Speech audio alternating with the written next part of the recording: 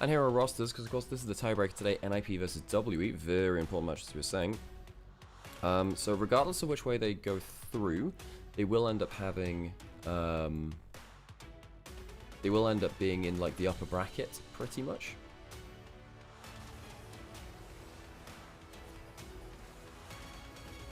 In terms of, today, I think NIP is slightly favoured. But it's pretty close, actually. If Karras plays the way he's been doing recently, I think it's NIP favoured. And Karras has been struggling, which is a shame. Hey, Angie, how's it going? Guten Morgen. Ein Schatz. Is it mine? Wait, what does the gender do in the German language when it? Oh my god. It's 30 on 30, Harold? 30 on 30.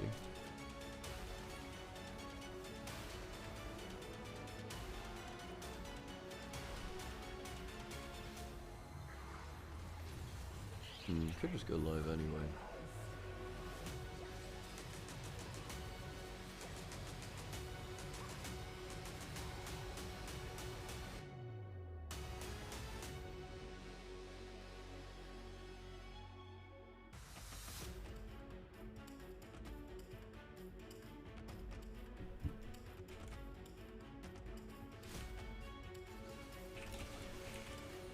The shouts and shits, and which is the cutification, right?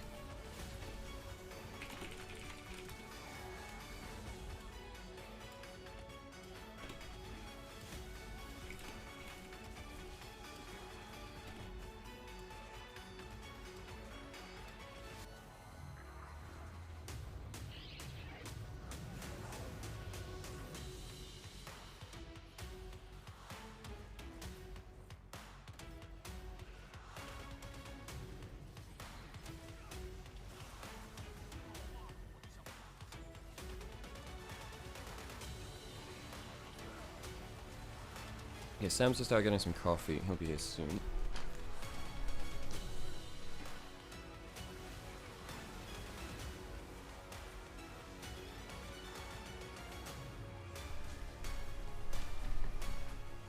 Hey Vince, let's good to see you. Hope you recovered well from yesterday. I am glad that the games are starting later today, because it turns out being on front page and yapping like that for forever does actually take a lot of energy. I'm kind of spent. You know, just a bit.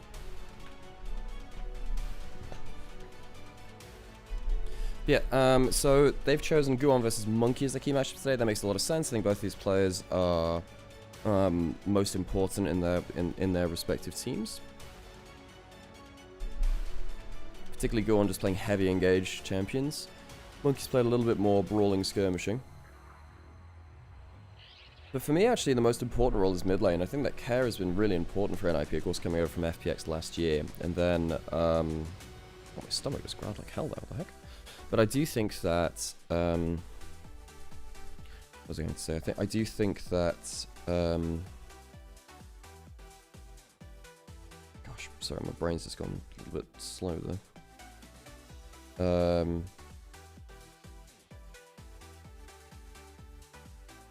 I think that mid lane's really important because I think that Karras has been playing poorly right now. I think Karras is playing poorly. I think that if Karras is playing poorly, I think that WE lose a lot of their team fighting prowess, which they did actually start very well with.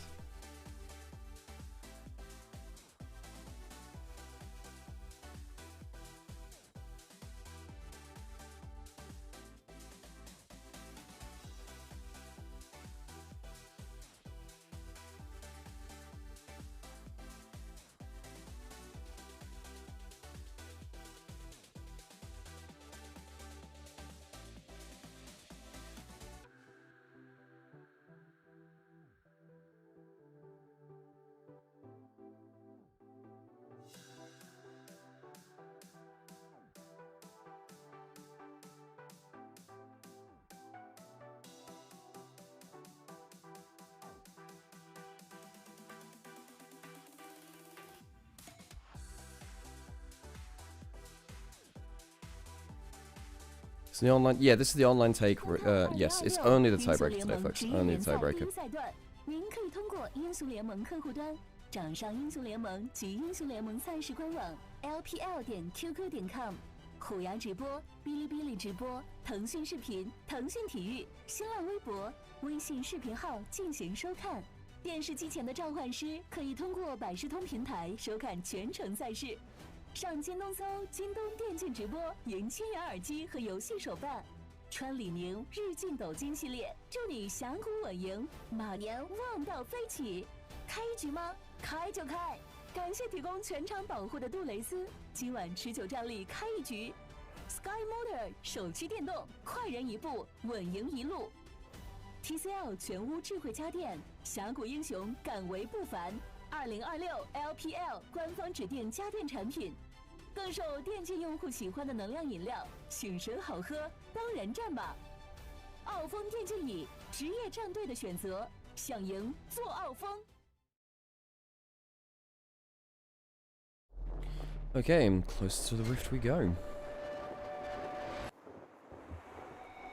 Hey, Zareth, how's it going? Sorry, I'll need to catch up with messages again. That's the reason why this is only the tiebreaker? Why this is the only tiebreaker? EDG don't have the game score. EDG don't have the game score. So, yeah, in LPL, in Group Perseverance, you have NIP on 4 and 2, W on 4 and 2 on +4 game score. EDG are on 4 and 2 in terms of series, but they're +3 on game score, so they're one below them. The poor Thundertalk only were taking a single game. Wait, did they take that single game versus EDG? That must have been it. Is that it? Yeah, if EDG hadn't lost their single game to TT, they would have been part of the yeah. Oh no, Sam will be coming back at some point. He's just going to get a coffee right now. What are my predictions for the series? I think NIP are favorites.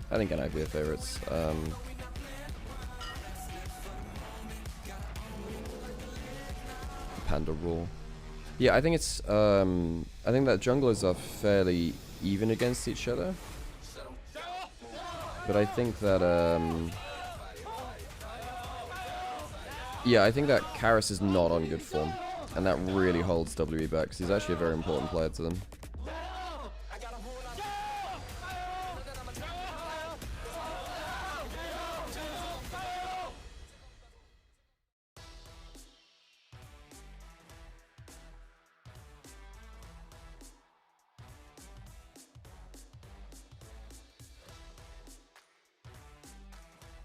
Yeah, so I believe this game is online.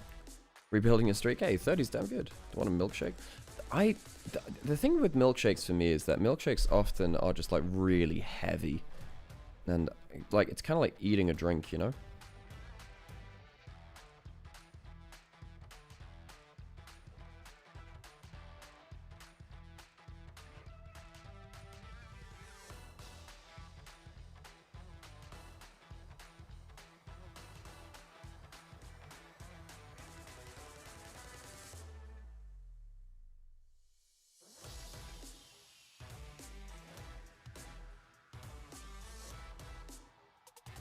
Boya and Guwon have been so much fun this winter to watch this winter. Let's go NIP. Yeah, they have been pretty good. I think the thing about Guwon is that he makes stuff happen. Oh, right, the draft's actually literally happening here. Okay, I didn't realize that. Suppose, well, this is the okay. So we're straight into draft then.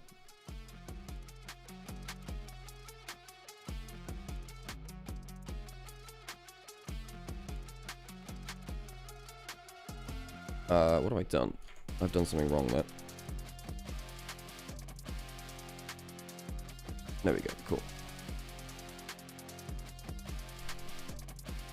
Okay, so the Jace is gone. Malphite is open. Is this a first pick Malphite, maybe? Could be first pick Malphite. There's also... wait, no, we got Varus, Rumble, Orianna off. Wow, are you really thinking about going for this over the Malphite? Malphite's really strong. Both these junglers like to play it, I think. Well, I mean, like, everyone likes to play it. Now if you just kind of like, I just get rid of that of it. Now thank you for, yeah, that's very convenient of you. Oh, Yunara's in as well. Now the problem about this is that neither team now wants to lock in a Malphite necessarily into a more mobile carry. Shenza's locked in for Monkey, allows him to be potentially threaten a Lulu later into the draft too. But yeah. Now NIP are free to go. They're free to go Aphelios here. You can go Aphelios into the Yunara because there's no Malphite pressure now from jungle, and Malphite doesn't really get played top lane. So I think you can go Aphelios here, and you could even go Aphelios Lulu if you wanted. And I think that would be fine. You want to take the Lulu away from the Shinzo, I think. A lot of teams are starting to show the power of that duo. I would have gone the Lulu there. I would have gone the Lulu. Yeah, I could have gone for the Nautilus and it would have been a little annoying into the double range. Just Thresh Phalios instead. Now if you lock the Lulu for WE, that gives you good synergy between AD carry and between jungle. Doesn't Azir Malphite kind of work for one-bar combo? It's a little harder to do because you need a lot of skills up for Azir's combo. And it is that Lulu. Yeah, there you go.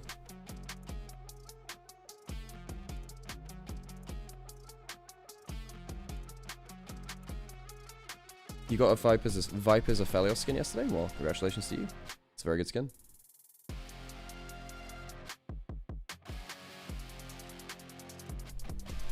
So the Malphite's banned away now.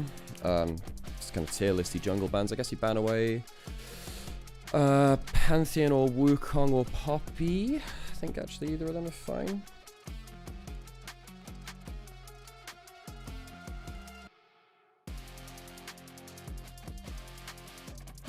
It's just the Jarvan away as well. Yeah, okay, fine. Yeah, you know, tier list jungle bans. I kind of forgot that Jarvan was a champion there for a second. Whoopsies. Dude, one of the problems with this meta is that there are so many must bans. There are so many quote unquote like S tier champions, like must ban champions, that I kind of forget them at points. Hello, Everinian. Coffee. Oh, lovely. Thank you, Sim. We have a draft. Fabulous timing. It's online games today. Excellent news. LeBlanc last round versus Karis for lane dominance.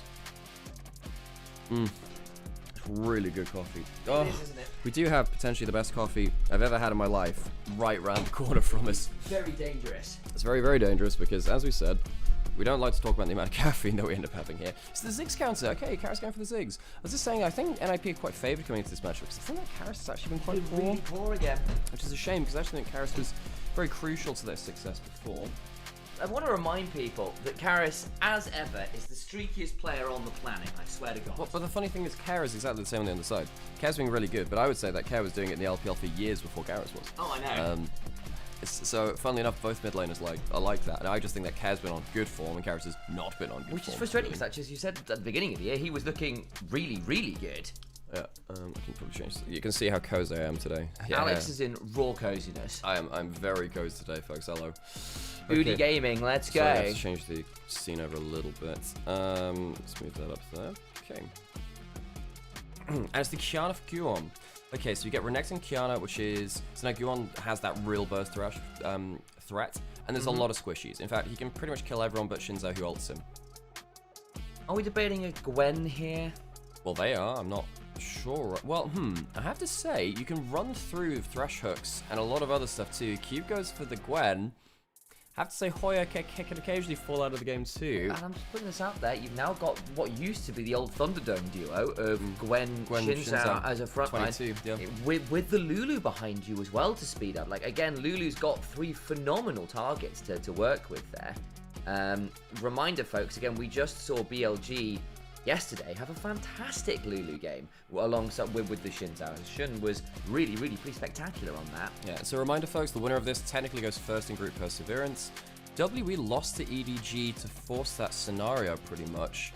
In fact, the only reason why EDG weren't part of the tiebreaker kind of group is because they lost a single game to Team TT. That's it. Lost a single game to TTT. To TT. Words.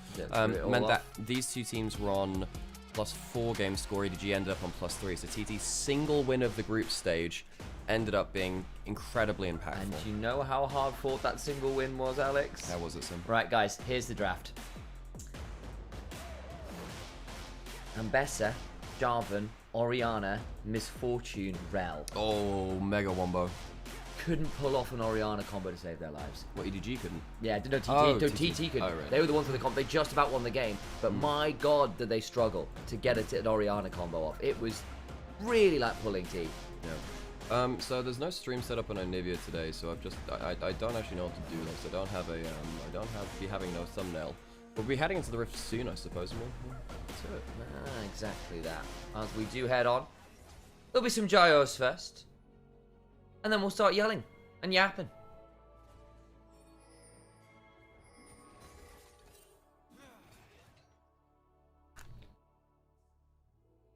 Just said it's going to be gyros, but we're online. We won't actually get gyros. I'm going to have to do the gyros manually. Alright, well, we're currently back to the stage again, so, no, that's you know. That is gonna ruin that slightly. Yeah, crazy. Anything more to add to that? No. That's No, I don't, actually. That's the end of that sentence. What are you going to do with that, Al? I'm going to sit here and try and find a way to get the Onivia That's stream fair. live. I realise you're doing that, so I probably ought to take over the chat control options here. Thank you all for those who turned up yesterday. By the way, it was a great fun time being on the front page with all of you guys hanging out. And anyone who's stuck around from yesterday, much love to the lot of you for being here. We are getting ready, as we said, to get into game for this tiebreaker here. Relatively important one, as we've said. Again, you are looking at two of the teams that are actually doing okay here across this. But I think NIP took a little longer to get online. WE started well and have kind of just let it slip a little bit over the last few weeks. It's not even been that long. It's only been a week or so, really. The schedule really has flown by. I think eyes on particularly players like Paris, who had some really poor games lately, which is very frustrating to start the split. Things like the Akali were looking like must bans. He was popping up on his ear, and it has just kind of fallen around. Which team is better? Probably NIP coming in favoured, but these two teams have both shown the capacity to disappoint. So it's not a done deal, to say the least, I think is the way to say that. But recent trajectories have generally shown NIP on the up and up. WE just stumbling a little bit, despite a very strong start to the split. Okay, back into game. Indeed, we are back into game. Who on the Kiana. Always excited to see that champion. I think she's really good fun. Obviously, not normally a game one pick these days, but if you've got the composition for it, it can be very, very dangerous. Works very well with the pick comp in general.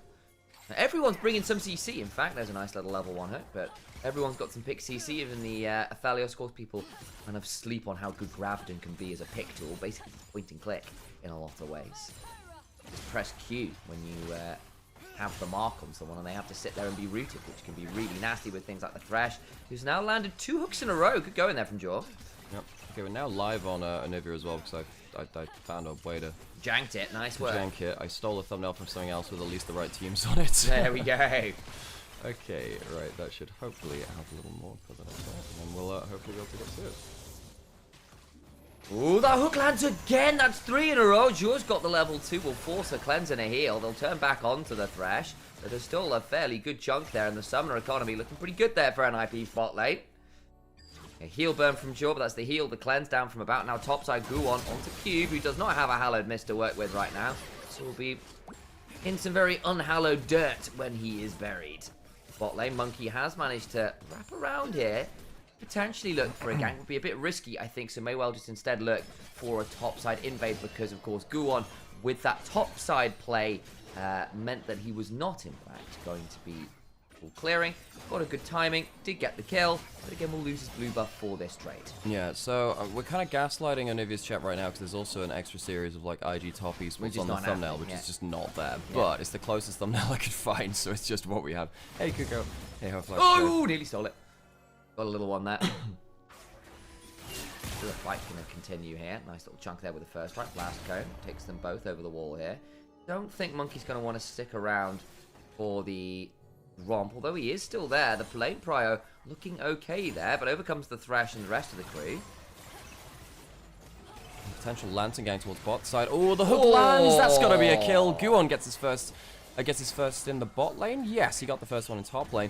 Guwon has been on a tear here, and now suddenly 2-0 on the Kiana. The problem here for WE is that every single person on their team gets obliterated by a good Kiana combo. Now, maybe the Gwen and the Xin Zhao can survive it for a little bit, but even then, they're not particularly feeling great about that. Even then, another hook landing. I think that's 5 of 5 I've seen on screen.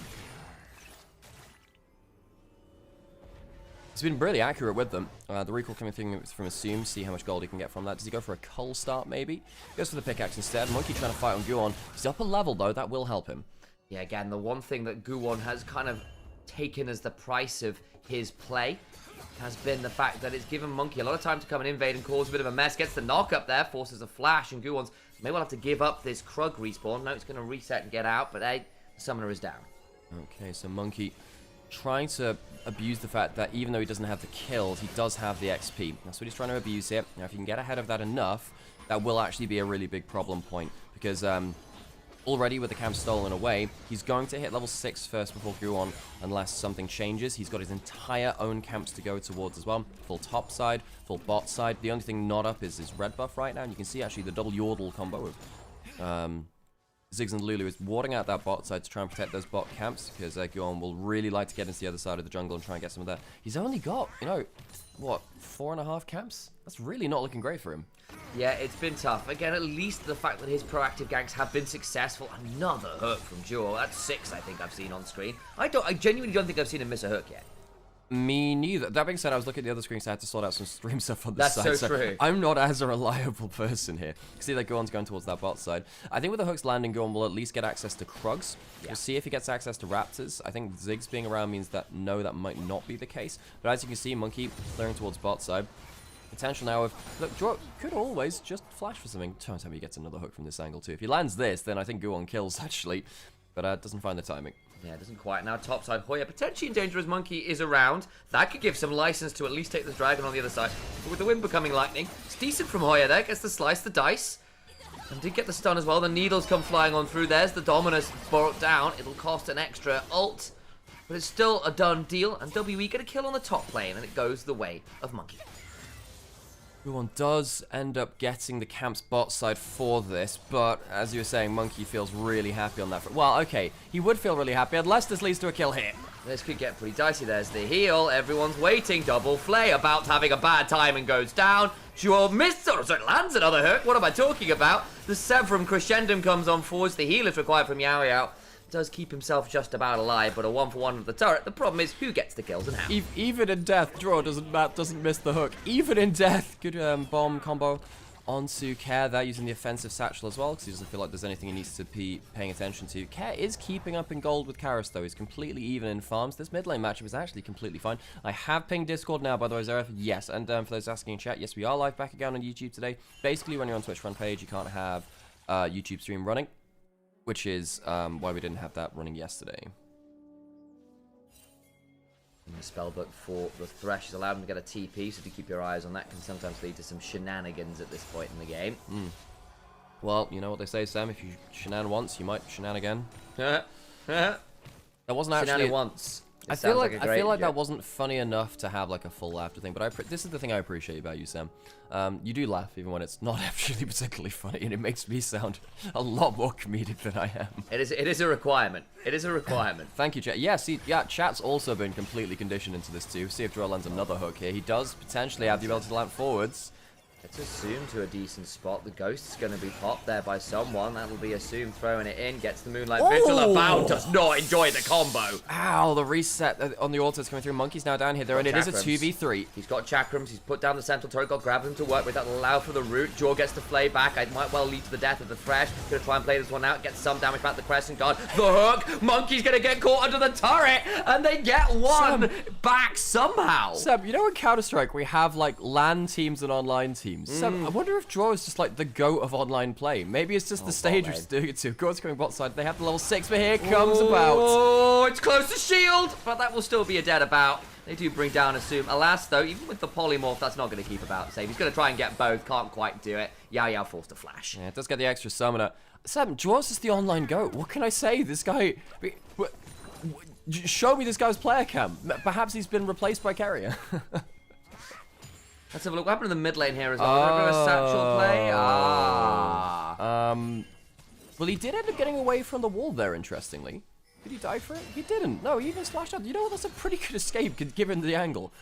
When you've got potential of Kiana Azir combo, which is a combo, by the way, because Azir... The great thing about Azir is that he sets up... He's a bring your wall to work person. Yeah. Anyone with a wall stun but a combo at that point, you know, Bane, Poppy...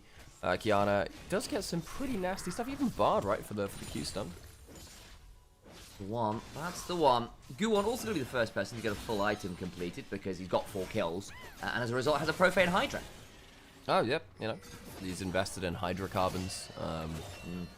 He's got rid of, what are the other ones which are famous? There's like... There's Underground, there's Most Wanted, no. There's Hot Pursuit. I was thinking about, you know, like Hexane and like... all these other things. I just wanted to really get you with a non-sequitur there. What's your opinion on butane, Sam? Butane is in the eye of the beholder, Alex. No, shut up. Oh, that's Sam. No, that's actually good. Ah, how did you manage to get something good out of that? That's so dumb. Okay, whatever. Because I'm cracked. Like you crack hydrocarbons. Yeah, Alex. yeah, That's it. yeah. That's also. There you see. How do you remember this stuff? You haven't done this since like secondary school. I could have been a chemical engineer, but alas, a dog beat me over the fence. The lesser known Halo skull. No, I can't think of anything for Grand Birthday Party. Cube trading on some Hoya. Yay! Is that the last of the needles? Trying to time off the anti-heal. Hoya, does he have a Q? Ooh, he's going to be close. He's got a lot of rage. Does have the Q. What about the W? The slice of dice. Ah, the snip is buffered through the stun. Yeah, it's a really good use of the ignite from Cube. I'm just surprised it was a complete rundown kill. Hoya gets blasted. Very surprised he died so easily. Mark of Ruin hits 2, but there's the Severum healing, and Assume gets to keep also. You've got a wild growth, but there's nothing to grow. And Joe finally misses a hook because the target he was aiming at died. Yeah, I think we count that as an honorary hook. Assume pulls out the Emo Plague, uses the budget Vladimir ultimate to give him the heal, and Assume lives through it. 30 CS up now, plates down, and so much of it's due to this Thresh. Joe's been so good. If this guy doesn't get player of the game, something is deeply unjust about this world we live in, Sam. Yeah, that's very true. I mean, like, to be honest, like, there's not much more you can do on the Thresh, right? The Lantern gags have been good, the Flays have been good, the hooks have been giga accurate. That's about as good as it gets for a Thresh, outside of seeing some 4D chess pulling people with hooks and Lantern combos to get wild things happening. Yeah. Mark, thanks for the follow. That. Funnily enough, that reminded me. So, for the first time in a long time, I watched some Markiplier videos because I was never really a Markiplier player kind of video. And I watched this thing called Iron Lung, which is a horror game about going through an ocean of blood. It's only slightly less terrifying than running into Shinzao Lulu in your jungle. But it's a several crescendo, and I don't think Monkey's enjoying this as much as I think he used to. There's the growth, but he's almost healing! The double knock-up! Oh, it's so close! He almost gets the extra Severum. Crescendo Morto with the Chakrams there. And Monkey ends up getting an important kill. This has started to take the wind out of the bottom lane pressure here. If they'd gotten that kill, I think it would have been so doomed, really. And you see the actual overall gold has ended up being okay. Good wave clear there from Karis to make sure he doesn't lose anything under turret. But yeah, anyway, I was watching Iron Lung, his original playthrough, because he just made a movie on it. He did? Yeah, which is, so I was thinking, oh, well, okay, I'll go watch the videos on it, see what he saw in the actual game itself. I forgot yesterday's LPL was a banger. Yeah, it was really cool. Yeah, and yeah, thanks for the kind words there as well. Yeah, no, it's funnily enough, both us and Eragon both had front page at the same time, so we both ended up having like the same idea. LPL day, yeah. So we basically ended up having like an LPL invasion of front page, which I found quite funny. And yeah, we peaked at about 2.8 thousand people watching, which was very, awesome. very cool. About does see the Thresh, so you'd hope he doesn't get hooked on that one. Yeah, the problem was it was the Kiana in the bush that he didn't see that was worrying me. He does control Warden, so we'll be alright. Assume, though, still gets the wave shove, and there's still a big CS discrepancy bot that has been problematic. Honestly, what are your opinions on both supports playing out of their minds and both ADCs being out of their minds? Well, yeah, that's sometimes the way of things. AD carries. You know that one gif of that deer which just keeps running into the pool? Feels like a bit of that. We're about to see him have... Like, I don't know whether being disconnected from LAN and instead playing online has also disconnected their sense of well-being and sense of safety. But yeah, the supports are doing overtime, trying to keep them safe. And in fairness, Lulu and Thresh do sort of give you that kind of additional swagger for better or worse as an AD carry. And in fairness, I think both of them have played pretty well. Yao Yao has actually managed to come back in the lane that I was really worried about, and that's good credit to him and Monkey kind of duoing up to make Assume's life a little bit trickier. And it's like, we've been 1 or 2 autos away from Assume picking up 2 more kills here, which I think could have made a lot of those players feel a lot worse than they ended up being. Okay. The problem was that last mission had like an honestly, so I actually think that I've now done it injustice by not actually thinking about it like seriously. I think that Joao is a player that has had some very high peaks. Of course, he had them on NIP for a little bit too. He was the guy that kind of reintroduced lane swaps to the modern meta. Of course, they've then completely destroyed the meta, trying to do away with them in the last few international events, the last few years of patches. But Joao occasionally revisit that upper playmaking, which is, it just makes me feel sad that we haven't been able to see that as much consistently. Yaya on the other side, a player who never really impressed me at an LPL level, so I'm kind of waiting to see if he can do that. You know, if his enchanter play is something that he can throw out pretty well, and that actually unlocks about. That's something which will add to kind of like, I suppose, to the character folder somewhere in the filing cabinet of him. Exactly that. Thought cabinet, new thought unlocked, all those kinds of things. Monkey just gets sped up there. Just under the like goes in. Okay, Monkey, that's has a Lulu behind him. Lulu flashes him for the wild growth. You're absolutely right. But now Assume is here. The supreme display of talent. And an Emperor's Divide, and they've just gone way too far. Monkey's done a decent job, but another hook prevents the kill. Jaw flashes out, and NIP monster the team fight. Sure, they lose Guwon, but they get 3 in trade. Sam, I watched a Lulu flash in for a wild growth. I just watched Xiao Xiao flash in to try and ult his jungler. I appreciate the thought, little Yordle, but I think in this case, as we watch in the replay, probably did not help in this case. Flashes for the wild growth, but Care's already got out of the play. I think if Care was in melee range and he also gets hit by that combo, maybe it would have worked. And it's a triple ultimate through from the Kiana, even gets the stun onto Karis, and it sets up so well for the ultimate coming through from the Azir. You can see how powerful both teams they can play around their supports. Ah, Care's dead. Looks like he managed to get the turret bot side, but then got a little bit of a gank occurring. And will go down. Karis picks up that kill, gets him 2 on the board now as well. I think he picked up 1 in that last play as well, so it's good for the little Ziggs. Guwon's so fed, Sam.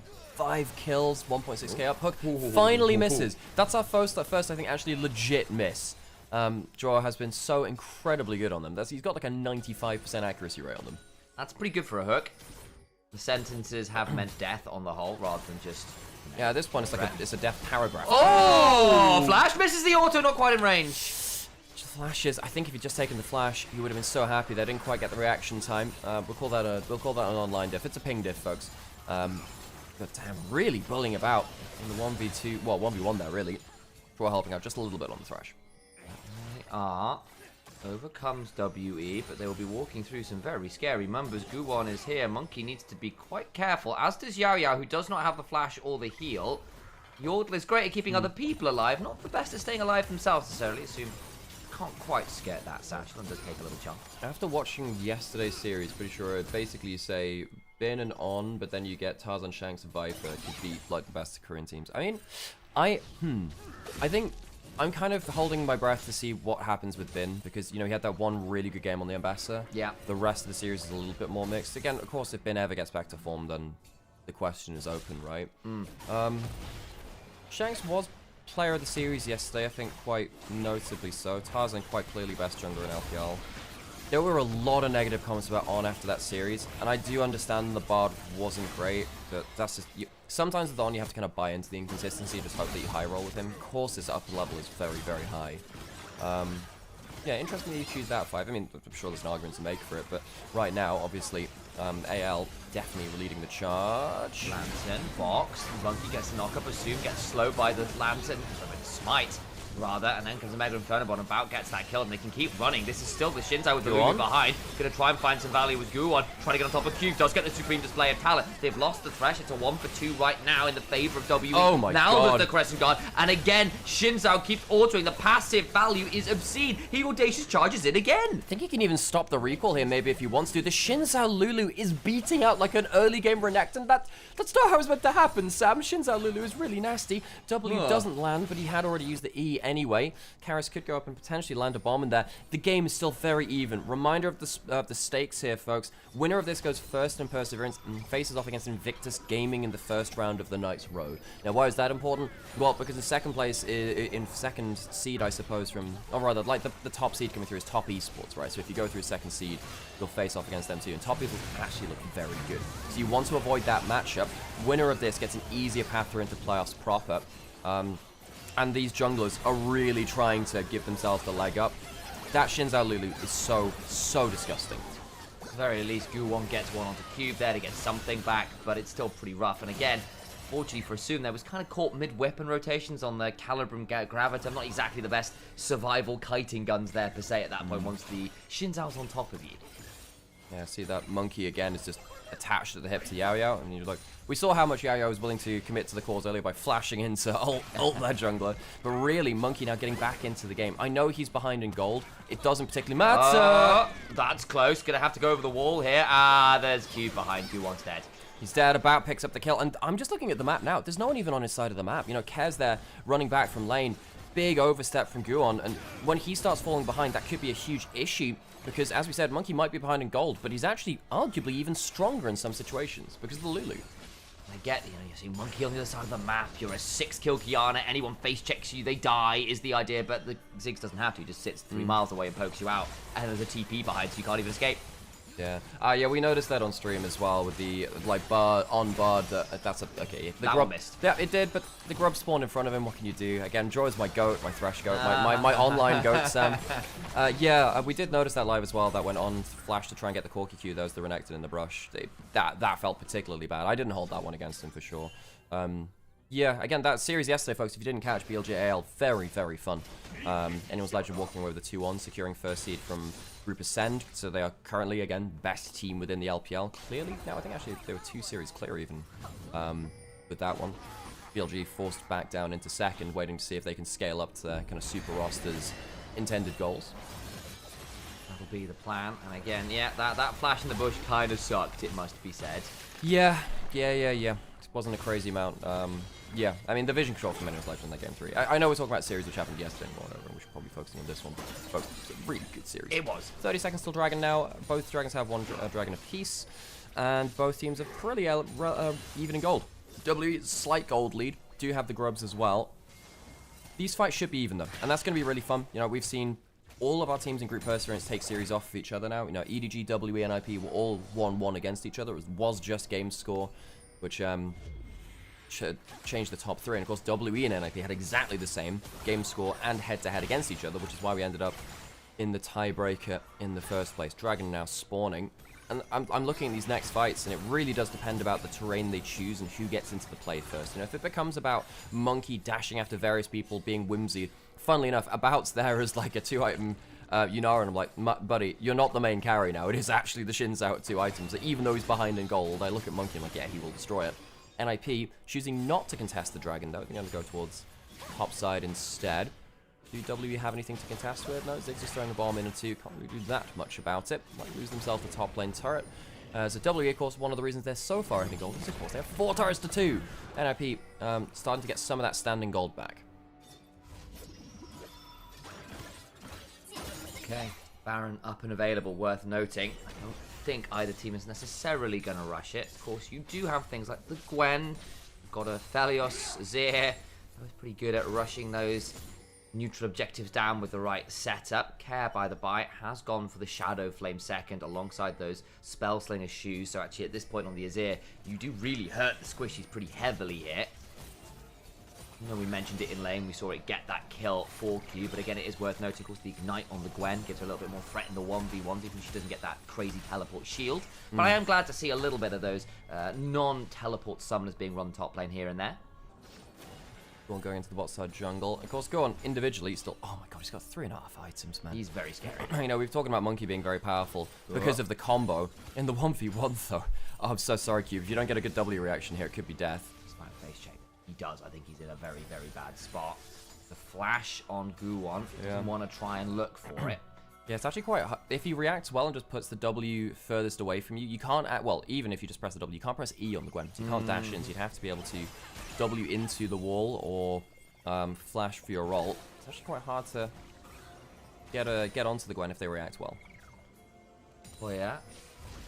trying to recall on this push. I think he's been interrupted. He's dead now, isn't he? No, they won't quite have enough lockdown there. I worried there for a second with the shins out right next to him. Does get chunked, and you can see why I was worried. But again, the lack of immediate CC allows him to slide away. I did wonder if there was any CC that landed whether he would just straight up die. He's not a very tanky Renekton. He's got a Hex Drinker against a lot of physical damage on this top side of the map. Good damage there from Karis. Gets the satchel on target. And credit to Karis, you know, we were saying he's struggling recently. It's been a pretty fine game from him. 2-0-1, throwing out ults at the right times. Not really been the main character. Guon going for the 1v1 in jungle. There's the wild growth buys Monkey a lot of time. Flash for the lantern. I don't know whether that was absolutely required, but either way, Monkey continuing to be a menace here. And we'll get the additional summon despite being caught. Okay, so you can see that kind of damage check in the jungle. Guon, yeah, going up against the steel caps of Monkey, those Ninja Tabi. Has the Lulu behind him. Even though it's a very fed Kiana, the Shinzao actually wins with the Lulu there. Then this is why, you know, over the last week, we finally rediscovered this Lulu Shinzao combo, which has technically been very powerful for a very long time. Sam, it's not new tech. It's not new tech. And in some ways, Sam, this somewhat frustrates me. Because I'm like, guys, this has been OP since, like, 2021. Yeah. Like, this, you could have played this for a very long time. And some people did try it.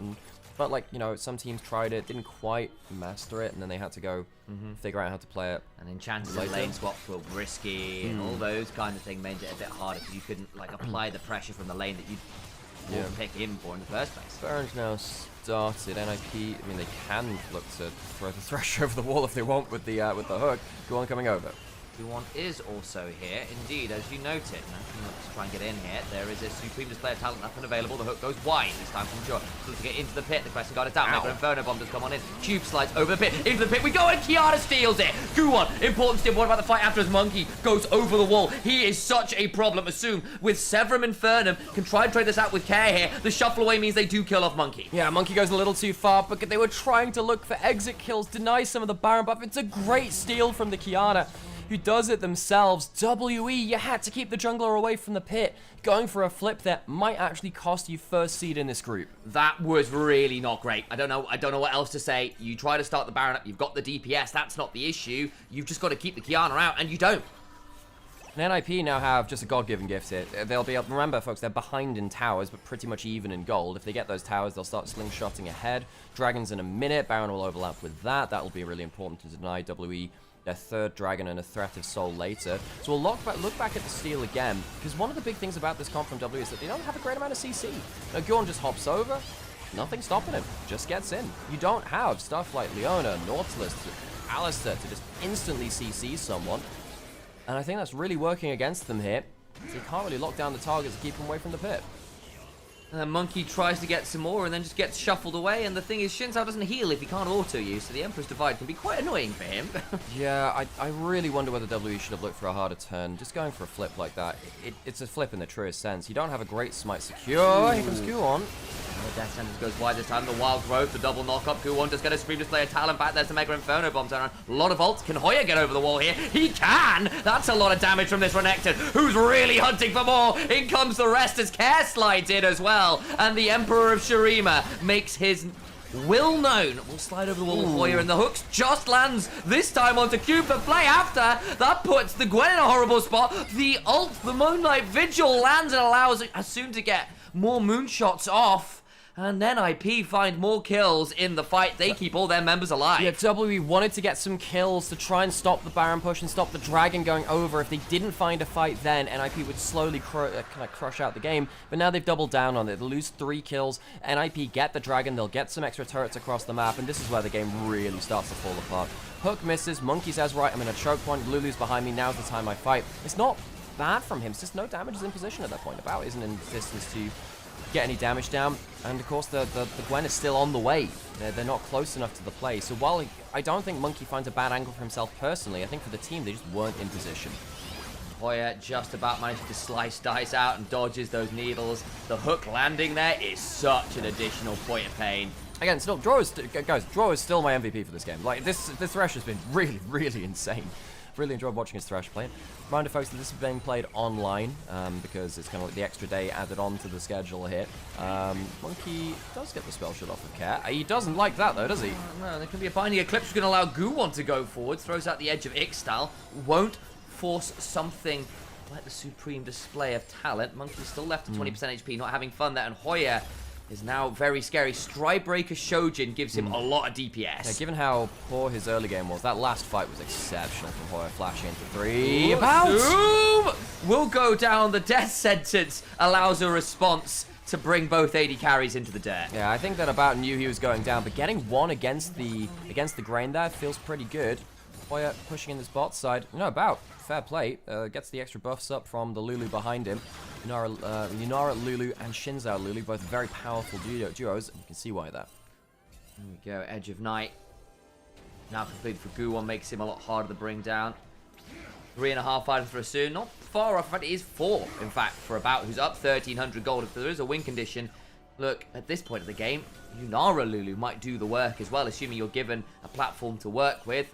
Really, WE, for my money, could well and should well have won the game from the position they were in until they threw around that Baron. It was an unfortunate state of affairs, to say the least. Okay, so let's have a think again. Let's have a think again about what WE can do at this point. 2,000 gold behind. It's not crushing, actually. That's not crushing. You can still play around that. You know, Monkey has a 3rd item. Still have the Lulu behind them as well, and of course About's now on 4 in bot lane, and Karis and Cube are going to do significant damage even if the gold is against them. So NIP can't afford to sleepwalk through this one. If you do get randomly caught, the damage is pretty intense. We saw that from About. And the dragons aren't threatening like an Ocean Soul just yet from NIP. So NIP, while they're in the advantage, this is now a competitive game. The Baron really hurts WE, but it hasn't thrown it just yet.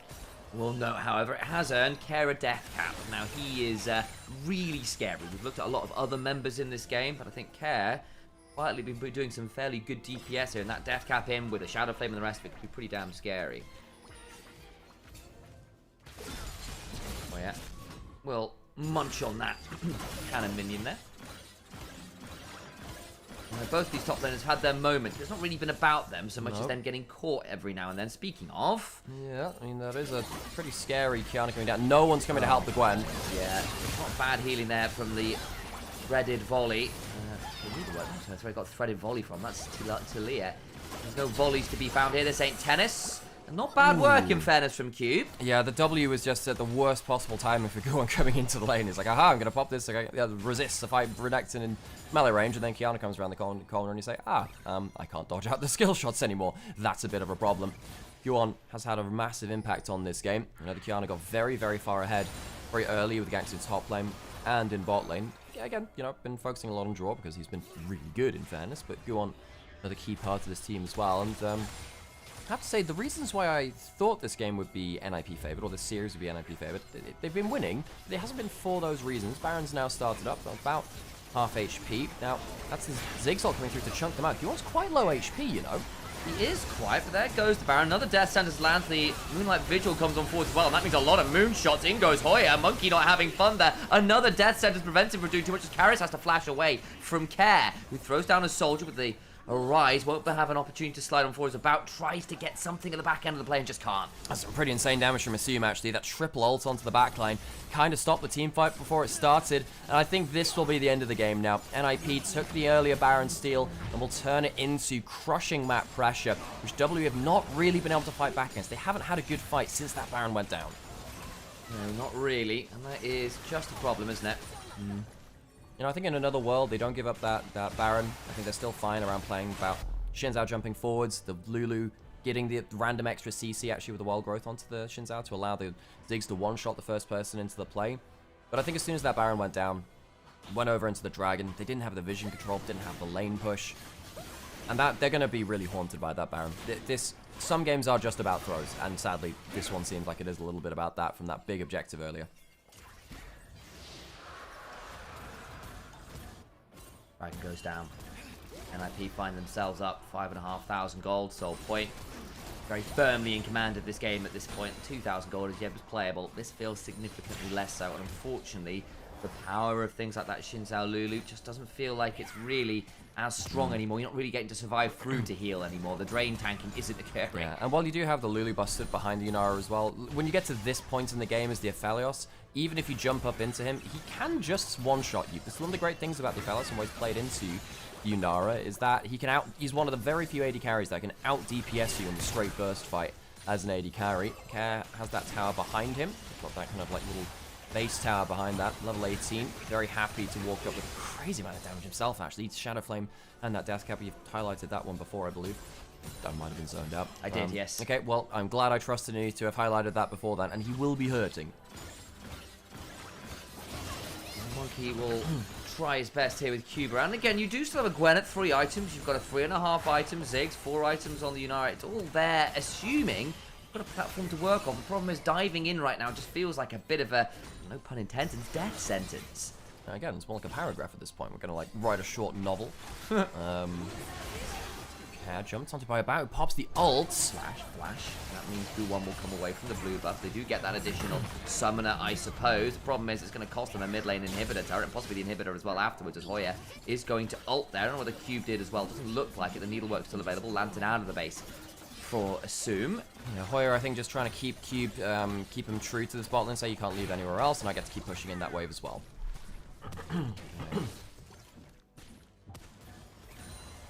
Now, I think with the base broken now, I mean, even with the Baron buff falling off, it's very hard for WE, I think, to survive against the threat of the hooks, and the Phalios hook just misses. My days, I think that whimsy was necessary there from Yao Yao. Just about gave him the breath of air required to get away. Unfortunately, Monkey was hooked, but did have a Mikhails behind him, will be okay. The Mikhails keeps Monkey safe there himself. Dragon in 3 minutes would be Ocean Soul for NIP. I think they probably will need that fight just to kind of force WE to come out of defensive mode. End of the day, they do have a Ziggs, which will keep one of the waves out of the turret pretty much permanently. They'll go back to base. I think Guan's looking for Guardian Angel last item. See if he gets to afford that before the last fight. See that Assume has a Bloodthirster too now, which is really, really bad news for WE. They do have 1 bit of anti-heal in the Ignite from Cube. They have no others, which could be a bit problematic. It's a word we like to use here because it sounds nice, and in this case, actually very, very, very descriptive. If Assume hits you with all that damage and heals off of all of that damage, You have a bad time. you have a really bad time. Yeah. You are relatively short range here as a composition. Well, there's a lot of relatively short range champions, with the exception of the Ziggs. It means the Hurricane Bloodthirst orders. Just a lot of people to heal off. Yeah, and it's stuff like if you have the Severum as a weapon as well, you end up getting like 30% lifesteal. It's pretty silly, yes. And into late game, you get like a mega crit, goes kind of insane actually. So Guon's heading around this bot side, Inhibitor is down in mid lane. Guon is at the point too where again he'll just one-shot people, and he has the GA, so he can be a little bit more discerning about that too. I half wonder whether Monkey shouldn't have gone for the Randu instead. I'm not sure how much value it's really got. I know the slow is nice, but I do wonder whether something like a Sterax I'm not gonna lie, or a Tier might have helped. I don't think it changes much. Yeah. I think at that point it's like you either choose a good angle or a bad angle. You have a Sundered Sky and a Black Cleaver. What else can you do at that point? Yeah, you're not wrong. Is that one auto attack onto a bow? Jeez. I think it might have been a Binding Eclipse as well, but yes. Yeah, okay, effectively one auto attack. WE, I suppose they're just waiting to see if they can get an angle onto the dragon. They have zero but visual on the spot side of the map. And again, folks, reminder, winner of this series, which is a Fearless Best of 3, which we initially didn't plan to have, it's just because it's the extra day after regular season, and they were like, tiebreakers, can't book an arena for this one on such short notice. Basically ended up being, it's being played online, but it will determine who goes first in our middle group, Group Perseverance. Indeed. Is Runon's even worth buying on Aphelios? Surely PD is 1000% better. Aphelios, Hurricane has some limited value in terms of it allows you to save more ammunition so you have your guns up in the correct order that you want for a fight for a little longer, so you don't have to burn through them as quickly. Good thought, and also means if you hit your Calibrum, you can sometimes get some incredibly long, crazy long range Hurricane shots, which goes wild. Ooh, ow! Azir damage! Yeah, Azir kind of stinks at this point. The additional ult not required there. They're going to satchel the Sun Disc.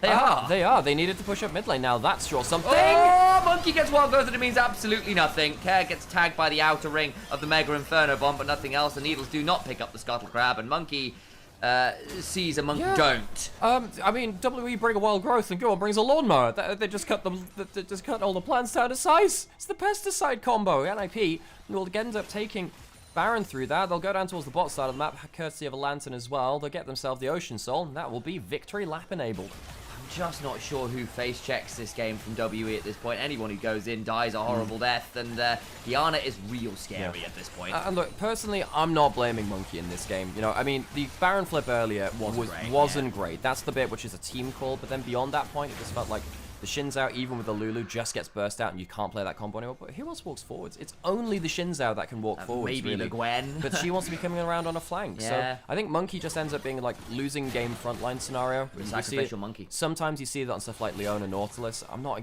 like some of the angles, yeah, probably could have been better, but I think it's there probably are some caveats which need to be thrown in. Not that W would be feeling good about that anyway. No. Crystallized proc still available actually on this turret. It's just the minions that are helping take it down right now. That will be the fourth plate just about to fall. Hoya will pick up this inhibitor in the bot lane. Mid lane has already fallen off. Fairly certain the last auto will just destroy this tower. Yeah, it basically does. It does. So that's all 3 inhibitor turrets down, 2 inhibitors down. Top one yet to fall, but when it does, that will be the full siege enabled by NIP. Expected NIPs to be favourite coming into this game, and largely they were. Good early game plays, and then we managed to recover well with the Zhao Lulu until the Baron kind of led them astray. TP back in from Kara, got an Elixir of Sorcery. They want to end right now. Death Sentence goes wide. Rarity this game. The Kale's used means that they don't have that now for the next Thresh Hook. That's an ult from Assume. Oh, Yao Yao has to wild growth himself or he would have died to the Moonshot auto. Unfortunately, that means there's no way to keep the Xin Zhao alive, who does fall down. The Hallowed Mist, the needlework flies from Q, but again, I think he's just been squared. And this mathematical function is solving for an NIP victory in game 1. And NIP find them set. Well, they solve for the Nexus. And they'll find that this HP equals 0. NIP walk away with game 1 of the series in this tiebreaker to go first in Group Perseverance. Nicely done. Nicely done. They make it look relatively simple once they got the Baron. It took a little bit of scares to really make sure that they were locked in. You know, they had a good early game and then it got a bit scrappy, and then we saw Monkey and crew start making some silly things happen in the mid game. We looked at about going, oh wow, it's actually kind of scary. Oh, Karis is landing some of these big ultimates, and then it all went wrong with that Baron play, really, didn't it? Yeah. Hello everyone. Welcome back to our. Well, these are truly our last games of the regular season. I got comfy for it because we had a very long day yesterday. It's true. And I've realised that we're completely like out of almost all forms of caffeine. It's a problem, Sam. I went on board as coffee. You did. Okay, I'm gonna go put on some ad break, folks, and we'll if it's about to start, whatever, cool, we can work with that. Actually, no, we can just.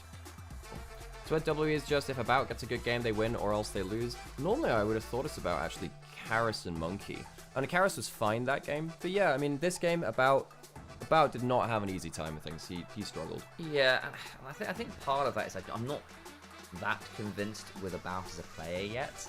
And as a result, if things go badly for About, he just bleeds gold, which is a real problem. And I do think in general, About and Yao Yao have been causing WE across the split a lot of issues. I think at the beginning, the split with WE were looking quite good. It was the mid jungle that felt like their point of power. I thought Cube was pretty solid as well. But About and Yao Yao just weren't really it.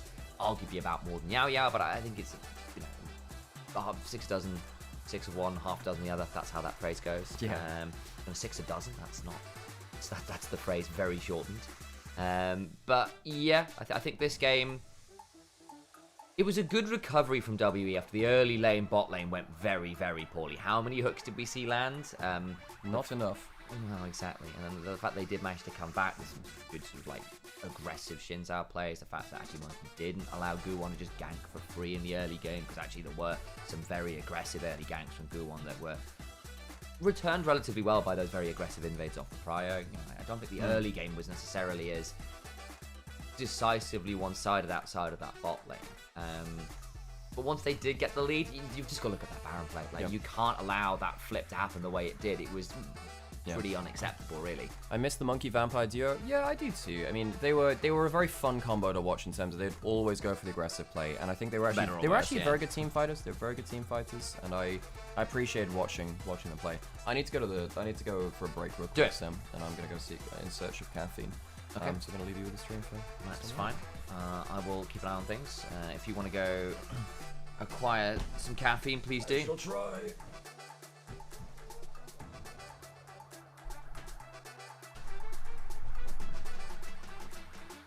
Cube did a fair amount of damage there, as did Karis, actually. Credit to him. Again, that's not exactly unexpected when you're on the Ziggs like that. Assume ended up being pretty scary on the Aphelios, which I don't think should surprise people. You know, we saw that beginning to come to fruition across the early stages of that game.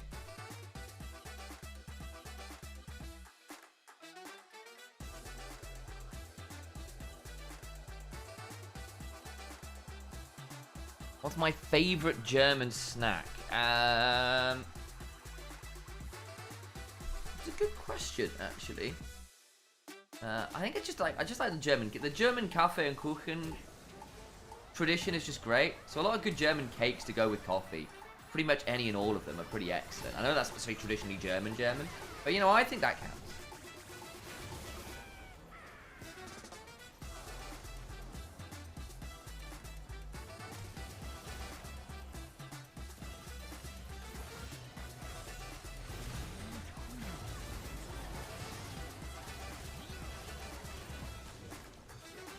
That's fair. Glad that counts. How's the audio, by the way, guys? Does it need to go down at all? And do we need to switch on Diana? We might do, you know. We do. Right, hang on. That's fine. Okay, 1 second, guys. Where's my mouse? There it is.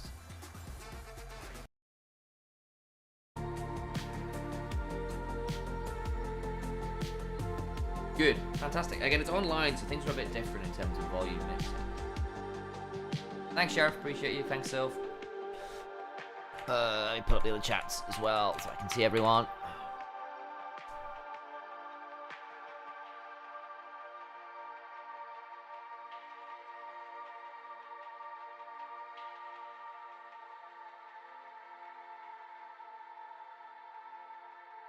Part of me wants to wish this game ends early. We can get ahead of the 2 best-of-5 days starting Monday. Yeah, it's going to be a whole thing, isn't it? Cool boy. Yeah.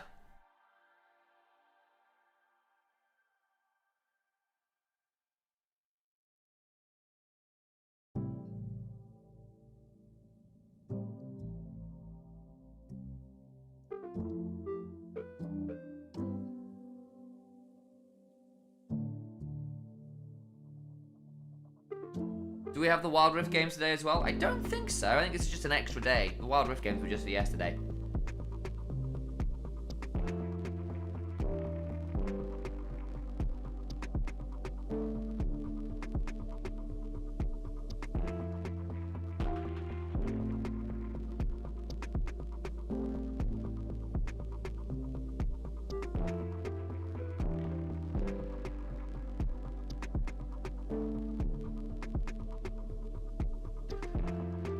Hey Yoda, good to see you.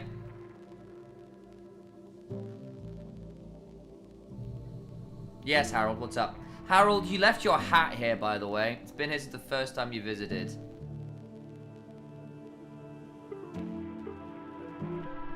But Session Diana volume's a bit high?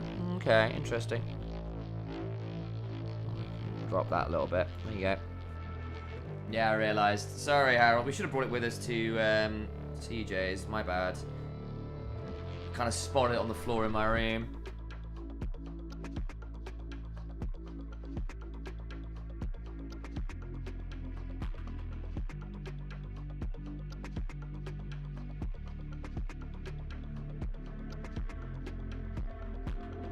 Guwon gets player of the game. I think that's pretty reasonable. He was pretty damn good.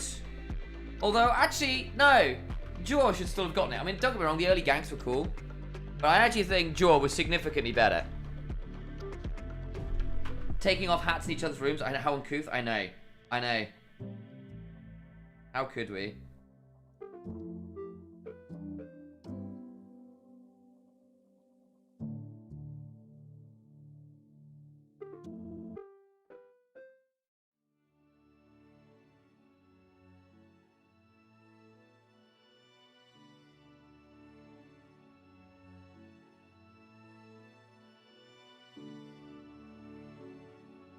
Wow, so many people voted for him. I thought, to say the support, the team was all voting for the support. I would have voted support. I think jungle. I mean, don't get me wrong. The Kiana was good. Some great early moves, but I think that Rash was hitting some mad hooks.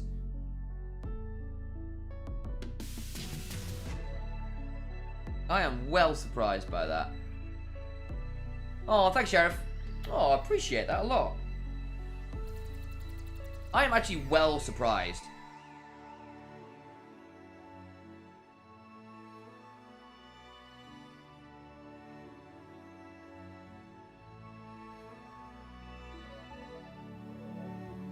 There was so much for jungle over support there. I say this as a jungler who enjoyed that game.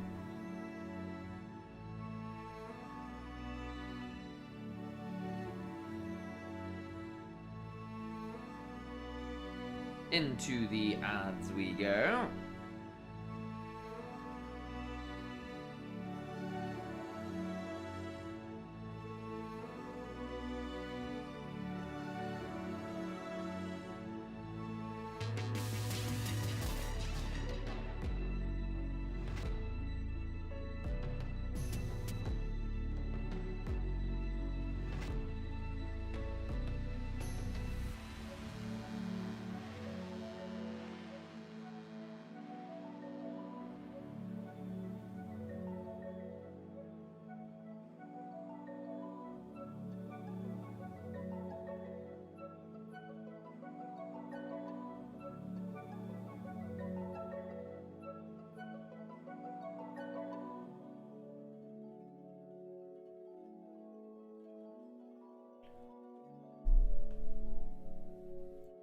Ooh, look at that.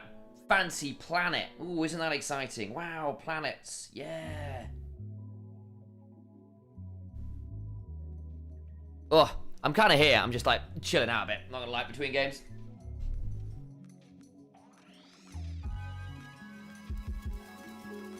Guwon has always been a bit of a Kiana player though, to be fair. Because again, he was LCP for a while. Like, I don't think that game was Monkey's fault, especially. Like, I think it's not necessarily individual player failing that caused the issues, for my money.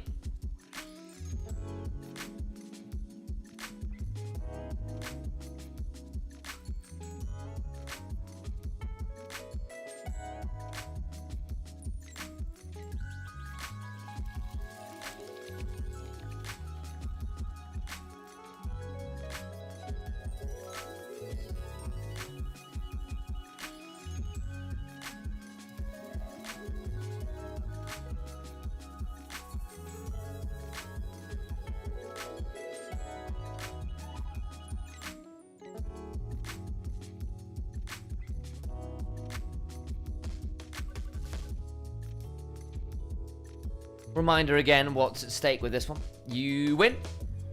You get to go forward to top of the group. You lose. Bad things. Just don't get to be first.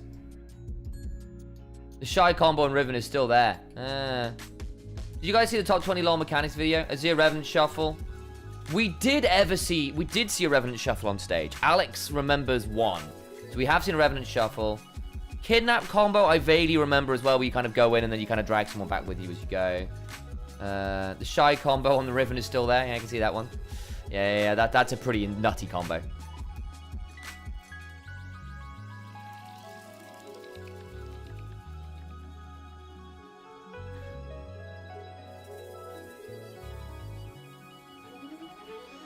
For where I'm at, I still think NIP are going to be favored. I feel like it will be a 2-1, probably, knowing these teams. But I think NIP has still got the edge in this matchup, just off recent form and the kind of trajectories we kind of said. We'll see where that actually plays out. Not necessarily that case with these teams. It's been, as we all know at this point, they aren't exactly what you would call consistent.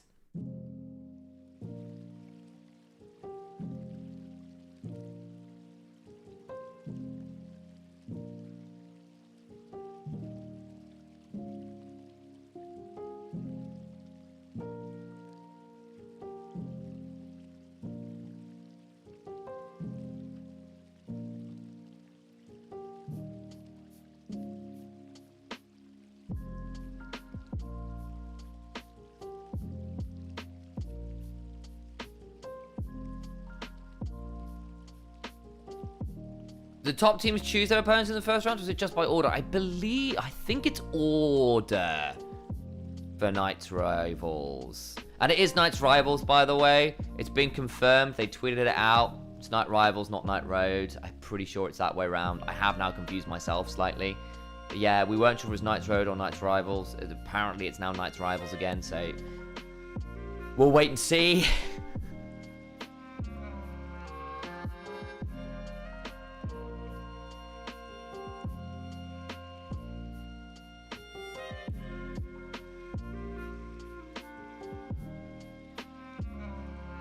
back to studio.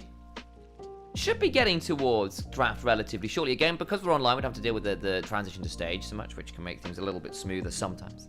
Not a guarantee, but sometimes.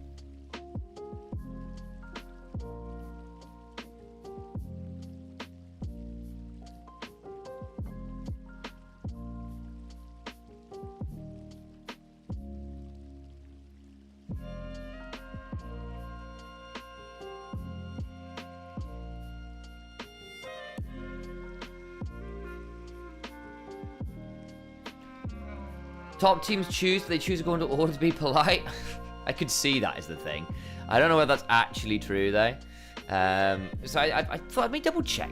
Let me pull up the where am I looking this? Do we have LPL? Where is Knights Rivals? There's Knights Road, Knights Rivals. I know it's Knights Road on the fandom wiki, but according to LPL English, it's actually Knights Rivals again. So I know. I was told indeed it was.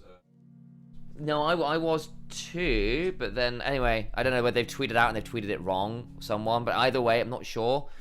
But there's been a little bit of initial confusion again. Everything I've seen is Knights Road. Yeah. And all the graphics they've had on the Discord for the LPL, like, wait, we're not in second draft yet? Nope.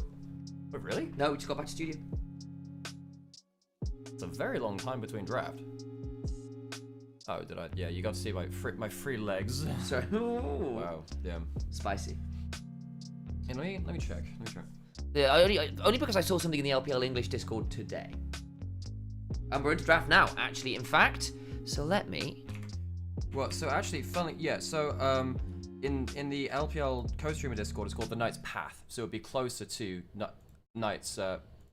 That's not clicking the right way. If you click on the taskbar, it won't do it that way. You've got to click on another program. Okay. All good. We're good into it now.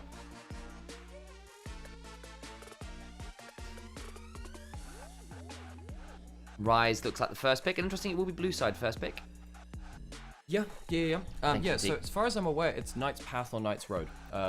Because, again, in the English, like, so from the official LPL people that we talked to, they've said Knight's Path. Okay. So Knight's Rivals doesn't seem like it's the correct translation, so it's something which is closer to Road or Path.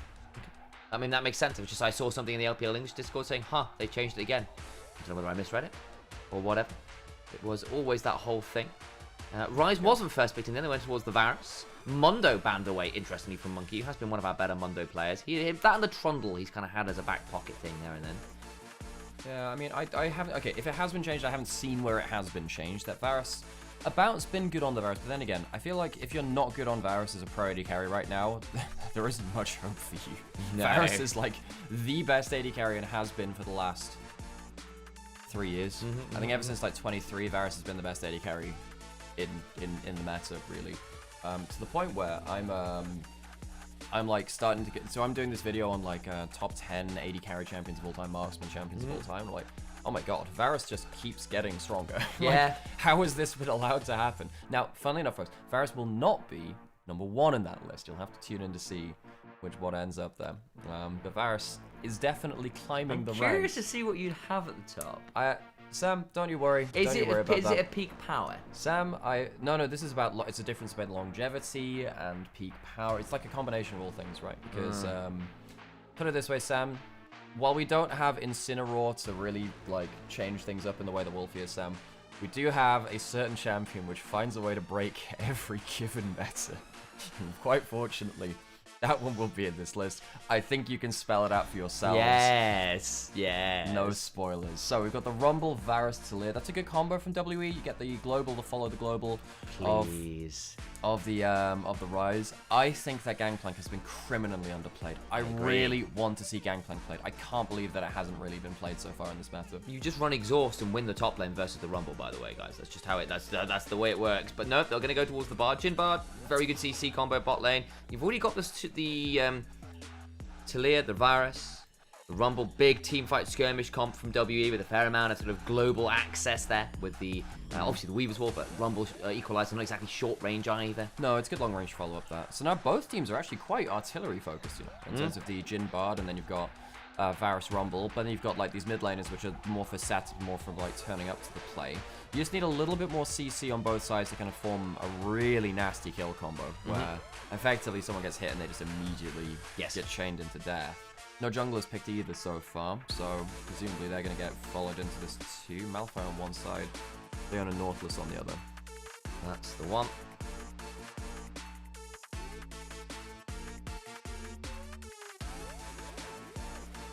Last ban to come on through. A lot of jungle focus from WE now at this point. Trying to keep Guwon down, who he got the MVP for game 1, by the way, on the Kiana. He had a really good KDA, but justice for Draw. Draw Draw was the MVP. Got 7 out of 8 of the votes as well. The players voted for Draw. As they should. But there you go. But now they're debating an Ambessa here, which is a flex. I find it quite funny. There was a comment the other day, like, "Oh, Griffin in NA is the only player who's playing Ambessa jungle." I'm like, you do not watch like global League of Legends in NA, yes. And I'm glad that he's playing it over there. By the way, Griffin's one of my favorite players to watch in NA right now. But also, I'm like, guys, there are quite a few players who are actually quite good at this champion over there. Rakan locked in for Yaya. That's one of his more confident champions. But then again, if you're a support player, much like the Varus Raider carry, if you're not a good Rakan player as a support after all the years of dominance he's had since like season 7, season 6. What are you doing? Monkey's win rate on the Wukong has declined over the most recent years, but once upon a time, he was absolutely ridiculous on this champion. See what he can do here today. He's got a good setup for it. I think there's a great teamfight comp here from WE. A lot of target access, a lot of ability to threaten, theoretically, immobile or long-range carries. Last year, he was 1-7 on the pick. Yeah. It was really not good for him. He started to pick up some wins on it again this year, but in terms of my recent memory, hasn't been fantastic at this champion. And now he actually has to go into a pretty nasty disengaged champion of that Ornn. Ornn has definitely been creeping back into the meta. Hoya likes his tank matchups here too. NIP do have a significant CC chain. It's a little bit janky.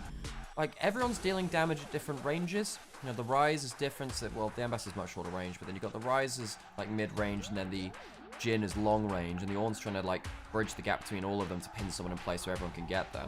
Yeah, I will say there's a decent amount of follow-up, right? Like, Ornn ult can follow up on a Jhin W, the Ambassador ult can follow up on that, the Bard ult can follow up on quite a lot of that, the Rise Realm Warp theoretically can assist with that as well. But I agree, it's not like necessarily you have everyone in the same class of champion, even if I do think there are tools there to follow up on the majority of picks, even if they come from slightly different ranges, which maybe isn't the worst thing ever. For WE, I'd argue it's a little bit more straightforward. Just press R on the big team fight.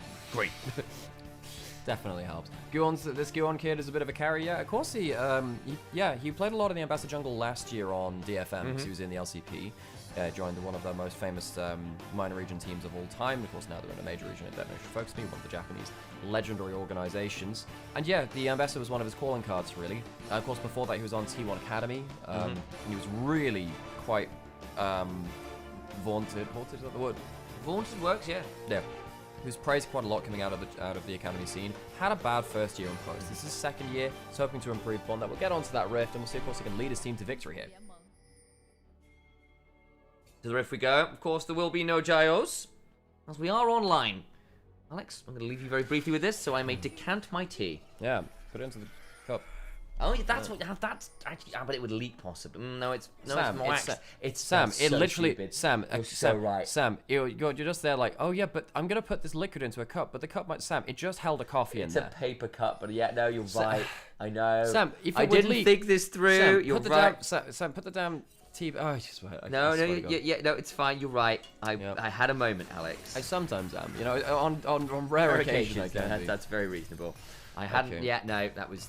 It's all good, Sam. I thought I'd get you some pomegranate green tea. I'm quite excited for this, actually. Heals pops in that bot side on both sides. We see this quite a lot, actually. We used to see... You just attached the... Well, I didn't. The cup did. Well, for those of you that don't see that, which is everyone, the coaster came up with the cup. And it fell off on me. It's always a little bit scary. I know, terrifying, this tea drinking business. It's quiet. Yeah. Okay, so yeah, but we see this in bot lane a fair amount with heals being popped. Basically just make sure that no one gets a free auto attack on the other side of the lane really effectively.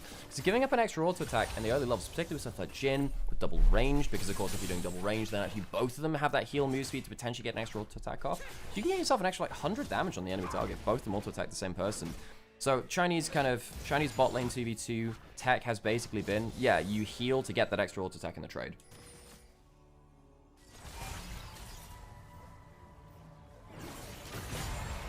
Good little chunk there. The Battle Dance will deny the additional auto damage there. I'm happy. You know, I'm down with this violence, Sam. Yeah.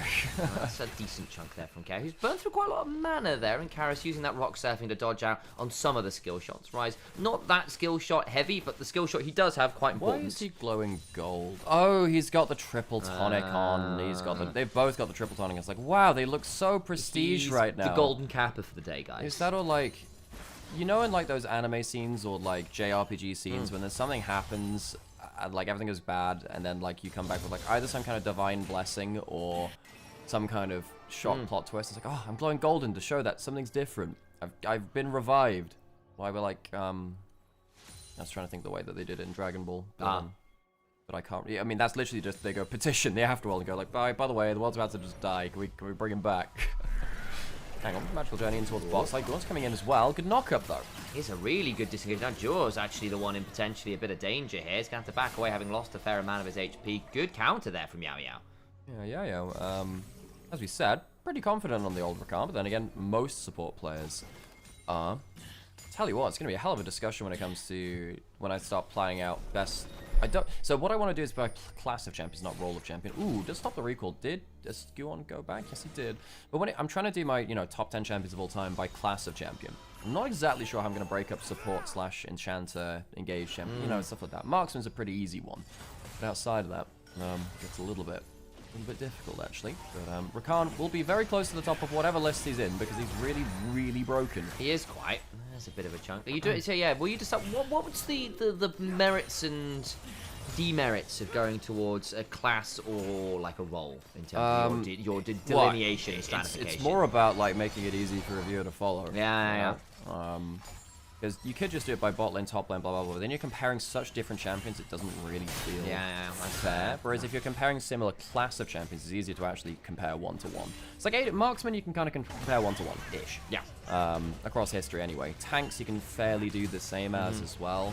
Mages, potentially. Assassins. Assassins is a very intricate topic, by the way, because the actual assassin part of most assassins' kit is not why they're picked in pro. Most assassins are picked because either they're a big lane bully, or they have like an engage factor on it too. So you have the best assassins typically across modern League have been the ones with an engage factor. So Kiana had that for a little while. Fizz had that for the early years of League with his ults as well. So that's where things get quite interesting between them. But it means that actually you're not actually judging assassins by whether they're a good assassin or not, because that only really plays the solo queue. Because Riot has intentionally kept them nerfed so people don't get frustrated because they don't know how to teach people how to play against assassins, which I find quite annoying because I really like playing them. I say this as an Evelyn player, like you basically teach people how to ward. It's the deal with Evelyn. If you ward camps, life is so much simpler. People don't get how to use control wards, especially in the early days. In the early days when she was invisible from the start of the game, and counter jungling was a lot easier. Assassin was so nasty. Yeah, but then you look at all the other assassins, basically it's about whether they're a lane bully or not. Things get a little bit different when they were combo reliant. So obviously, I think one of the best assassins of all time is Ahri, right? Yeah. See, particularly when that came around, Vi Ahri comps, either in the very early days, that's how T1 won that famous 2013 Summer Best of 5, or of course later on as well. Realm Ball towards bot side. Get the heal off, and there is a ghost proc as well. They really want this. Yao Yao battle dance away, disengages somewhat. Monkey in the river, fighting over this scuttle crab. Is that level 6? That's the level 6 scuttle crab. Yeah, they're fighting over the 6-minute scuttle for the jungle level 6. That's the shove back onto Guwon, who does get a repudiate shield up, hopping away. The deadly flourish lands, and that's a decent chunk onto Yao Yao, who doesn't enjoy that amount of damage. Scuttle crab starts back up again, and I think WE have won this trade. They have. So Monkey's going to get the Cyclone first. Guwon's forced to low HP, will not get that level 6 scuttle crab. This has been one of the most important parts of this year's meta, really. Monkey gets level 6 and immediately goes to Dragon afterwards. Good stun there onto Yao Yao. Same position as last time, looking for a potential grand entrance. Stepped out of it, does assume, gets the 4th shot, but wins out on that trade by having the arrow. The hail of arrows after is good. Will not find the kill, but will force the reset. Ouch. Yeah, Varus, pretty good when he gets to go through all of those different stacks. Doesn't matter whether he's poke or on hit. He punishes you with that. So Monkey uses his team to help him get that bot scuttle. That was the first dragon of the game. And I tell you what, Sam, W off to a good start. Now, if they roll through this, keep Monkey in the game, and keep Guwon down, who's a very important player to NIP, perhaps we'll see ourselves a third game here. I somewhat agree. In all honesty, I think WE have got the earlier spiking comp as well. Like, they're the ones with the Varus, the Rumble, the Talia even, compared to a Ryze, Jhin, Ornn, even the Ambessa. You're kind of looking at 2+ items there, really, to be truly threatening. And that means in this early stage, at least, particularly once those ultimates come rolling on around, I don't think I want to play the Varus Rumble, or into the Varus Rumble too aggressively. Yeah, I've been reminded of Talon Jungle in chat. Oh, Talon Jungle in 21 Worlds was not okay, actually. Not Kiana Jungle, Camille Jungle, anybody? Remember? Oh, that was so broken. Yeah.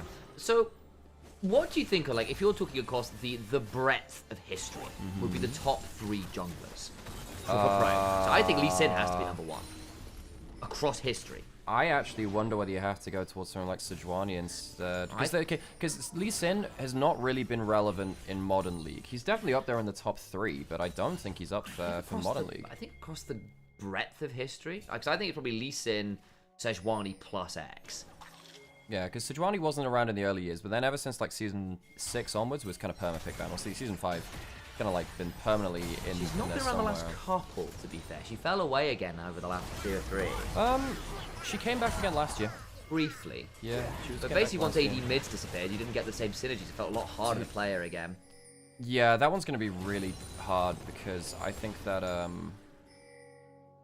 I mean, there's stuff like Olaf, which is super broken for like about 3 years, but that's not long enough to really have. No, I agree. Xin Zhao's actually up there now, but not from early league. That was in late league. That's ever since like 21, 22. Xin Zhao's been insanely powerful. So I think it might be something like Lee Sin, Sejuani, Xin Zhao, with an honorable mention to people like Elise. I know she's fallen away from jungle now, but for a decade she was ridiculous. Going towards bot side. This is the Ragan they're jumping on though. Oh, good double grand entrance. The problem is he's interrupted mid-battle dance and goes down.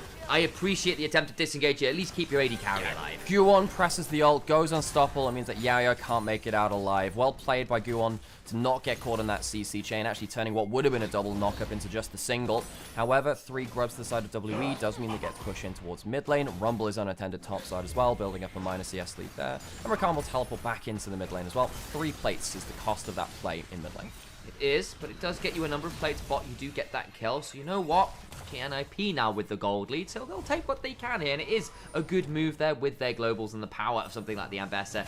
That kind of break point we need to see from NIP with something like the Ambessa getting to a kill threshold will be quite important, because they are going to be quite reliant on getting those chain CC to death combos off.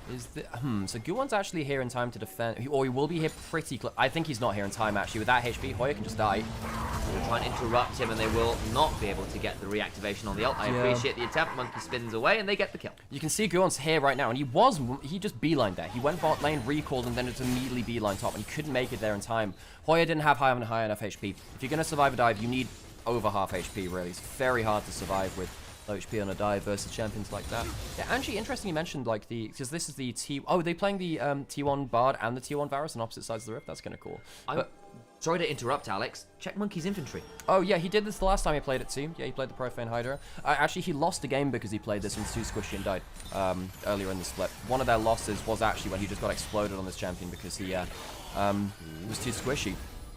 Into corruption just went wide there. A little bit scary for about briefly, but won't lose more than half his HP bar, which is still significant. But he gets to stay in lane, and there's a little bit of a heal there from the Gleaming Quill. Yeah, the Gleaming Quill helps. Yeah, so funnily enough, I know a lot of players at a pro level, Angie, they choose which skin they play based on which variant of Varus they're going to play. So if they want a more auto-attack reliant skin, maybe they'll go towards the auto-attack animation they like. So for instance, I really like Arcticop, but I know you don't like that one as much, but Arcticop Varus is a very satisfying auto-attack sound and animation. Whereas for Poke Varus, I know a lot of people did like Darkstar for a while, and I really like Infernal Varus is pretty good for the Q-Poke actually. But yeah. Cube. Oh god. Yeah, Hoya is actually a bit. This is one of the issues that we had with both Hoya and Cube, actually. They're both similar flawed players in this regard. When they fall behind a game, they're not great at staying within the game. Now, Cube is ahead. He's 1,000 gold up. Hoya could... He's alright. Just about. Sam, that equalizer didn't do any of that hitting stuff, Sam. No, it didn't. Cube missed. I think he was perhaps expecting someone to stay in front of the tower. They did not. Either way, the read is wrong, and Hoya does get to sort of save. He's 2 levels down, by the way. Yeah, well, that's part of it, 'cause the role quest. The role quest, I think if you manage to gank top lane successfully and deny a wave, and you get plates to get the, well, right now, this is like 30 seconds of the role quest being in. We'll see how long it takes Hoya to get that. But yeah, no, so it's quite interesting to see how, with champions with different playstyles between poke or on hit or, you know, assassin or tank or blah, blah, blah. It's some different champions have been around that across. Some people prefer different skins for different variants of it. So, for instance, AP Cogmore and AD Cogmore, I know that some people really prefer different versions of that. So, for me, I really enjoyed playing, like the parade Corki, the Cogmore one, like the Dragon one, Dragon Dance one for on hit, because just like the auto attack with the fireworks is really cute. Yeah. Got another thought for that jungle conversation we're having, Alex. Dragon went down, we just whipped it, but yes, go on. But yes, it did indeed. That was quite important. No, okay. I wonder whether Nidalee has to be top 3. Oh, Hear me out. That's actually a good point. Nidalee was so oppressive for so long. And I think she was also the champion which determined whether you were really an elite jungler or not. Because there was a long time when the likes of accidentally engaged bot lane, Tempered Fate buys time, we'll have to have this conversation after the violence. How dare you interrupt this? But witness interrupted, Deadly Flourish, backstep, but the curtains get called. This gets scary, dodged a couple. This means top 4! I appreciate the attempt. They get out to safety. Couple ults burned on both sides. So, points in favor of Nidalee. She had like several worlds where she was perma-pick ban, and I do count ban rate into this to a certain extent, by the way. So actually Pantheon raises up in priority there too from some of the later things. But yeah, I think ban rate actually does go into it as well. So for instance, when we come around to like assassins and mages, actually Kassadin needs to be up there because of that, because he is one of the most powerful ban rate champions in the entirety of League history from Season 3, Season 4 with a 98% ban rate Kassadin. LeBlanc as well probably has to be the consideration there. How many players made their name on that champion? Yeah, for sure. Definitely up there. Monkey, maybe looking for the fight. Here comes the Cyclone. Has that damage. Damage. That's the Profane Hydra. Flash away, can't quite get it. In comes the Weaver's Wall. There's 3 members. Public execution buys some time, but I don't know if it's quite enough. Overcomes Assume. This is getting really scary for W. The Deadly Flourish lands onto one. Massive CC chain, and WE don't confirm the kill, and it all goes so very wrong. And they're so squishy. All 3 of these members have gone either for a squishy build or a squishy champion. The Rakan's not tanky. Profane Hydra doesn't give you that staying power. You can see right there, the flip back from NIP as they get the CC in was so powerful. NIP is going to be able to walk in towards mid lane, and we're saying, look, WWE, great start. They're ahead of the game. Monkey's getting places on the Wukong as well. Surely this is looking like a Game 3 angle, but NIP with those kills back, there's so much gold going back into the Ambessa now too, might just change things. Monkey goes over the wall, gets the extended range of that W, and it is good damage, but once you see it turned around, look how much damage he takes as well. Half HP from just one combo, basically. A little bit of an extra bounce there too. And go on, you know, we were wondering whether it would buy enough time. The answer is yes. Yes, it did. Jhin gets into the play, and then we're on the retreat. Yeah, and then I've also got to call it out. Karis, if you're going to go that deep, hit the skill shots. The honest answer, he goes that deep, doesn't actually really tag Guwon or care. Both get out, gets buffered onto by the public execution. It all goes very, very wrong. Are we watching Monkey Way? That's the yeah, well, he's going up top side, see if he can get himself some more monkey business in there. Care will burn down here. That's a little better. Monkey gets that one, and again, monkey see, monkey do, and you get the both sides of the monkey coin this time around. Well, the monkey's paw is curly. And the great thing about the Profane Hydra for this build is that it does a ton of damage even when you don't have ults as well, so your regular combo is actually pretty scary. Is now down level 10 to level 11 though, to Guwon's Ambessa, who's going towards the Eclipse, Death's Dance second, which is a very strong item. By the way, I did see that Sheo built it first item in LEC the other day. Oh, interesting. And people are like, oh my god, why is he building this first item? Statistically, it's a fantastic first item in jungle, particularly. The armor actually gives you better clear speed because it helps your pet damage. And just in general, if you build Eclipse, you should probably be building Death's Dance instead. It does have, like, you look across the stats across every single game in any situation. It has, like, an insanely high win rate. Cube is going to get ulted here. Isn't that turret is not really going to do much. That Deadly Flourish proc was nasty. Ghost Blade value is good. Can't turn it around. And Hoya helps Assume get the kill and the turret down bot lane. Procs the brittle, Sam. CC comes through and it ends up meaning you get just that orbital just shatter on it. Yeah, it really hurts. Chains of Corruption tickled the hairs on the back of Joe's neck there, but won't quite connect. So the chains are only mildly out of line and not fully corrupt. Yeah, it's like yarn of corruption. Yarn of corruption. Yeah, what's what you do to like threaten your cats or something. That's just the feed going a little bit wild there. It's all good. I was hoping there wasn't a PC freeze. It wasn't. We're good. No, it's wonderful. 1300 gold lead to NIP right now. We've got 50 seconds till Dragon. I will note that WE have gotten every neutral objective so far. Herald, Grubs, and 2 Dragons. So, for all we've been talking about the plays on screen, some of those additional bits have been going WE's way in the end. Team just cancelled Yaya's recall there, by the way, with that W. And yeah, by the way, not to detract from the point, the Ghostblade value against this team is actually really high, because again, we're looking at Monkey with a 0 tank build. No one has any armor anywhere, actually. Even Cube has gone for Sork Pen Boots. Yeah. Even then, he would have been going towards the Moat Treads, if anything, because he would be against double AP solo lanes. The Ghostblade is really nasty for the gym. And typically, this would be a Mosquito build, but because he's against a team with basically no HP stacking, basically no armor, this is actually best in slot here. It gives you the damage access, and it means that you're gonna sting with those mosquito bites. Alec, do you mind just refreshing the feed, because it has desynced with the audio just a touch? Sure, well. Thank you very much. See, we used to have that issue last year. We don't have that as much now, luckily. Now, Huya as an app doesn't seem to have that happen. Huya's on my screen, which was definitely not helping. Dragon spawning now, by the way, so of course we have to talk about those item breakpoints. Again, NIP coming in probably slightly favored here, but the mist ult doesn't help. Nice attempt, doesn't work as WE split apart, and the scatter works to avoid that Temper Fate. Change the corruption this time lands. Care is Mikhail's, but will not be allowed to survive as he's bounced around and goes down. Yao Yao burns out relatively low. Duo survives. Herald in mid means the turret also goes very low. Oh my days. That arrow lands. Karis walling people off here best they can. The seismic shove lands onto Asu. Public execution well wide. And NIP, I think you've just got to call it now. You've missed a lot of your key ults. I think they could have fought if that ultimate did land, but now that's going to be away from them. WE, important fight for them. Early soul point, threat of that soul later. If they get an infernal soul, I don't think they'll care about all of the other things which went wrong with parts of this game. Indeed, they should get this bot lane turret as well on top of that, or at least a decent chunk. Hoya is coming on down, so should be able to stop anything more than that, so I take my words back. Either way, WE have found themselves the win condition. Let's look again, basically, at the pick that gets turned around. Yeah, and missed Bard ult. Definitely puts Draw out of position as he looked for it as well. Now, I thought that WE had actually over-invested into this. They used the Varus ult, they end up using the Wukong ult, they end up using the Rumble ults as well. But then, you know, Draw walks up and loses all his HPs. That really didn't help him. So effectively, it's a 3v5 despite there only being 1 kill. And NIP can't fight back because the ult from that investor misses. So now, what's happening on the rest of the map now? Well, it feels like now WE with that 3rd dragon are going to force NIP into some real macro problems later on, because they can't afford to give up control around the bot side of the map. Luckily for them, though, it's not like they have to kind of ward Baron and Dragon at the same time. Sometimes when you get very early soul threat, it's a little harder to get it on the 4th one, because you can't really balance it against the Baron in the same way, particularly early into the game. Baron just takes too long to kill.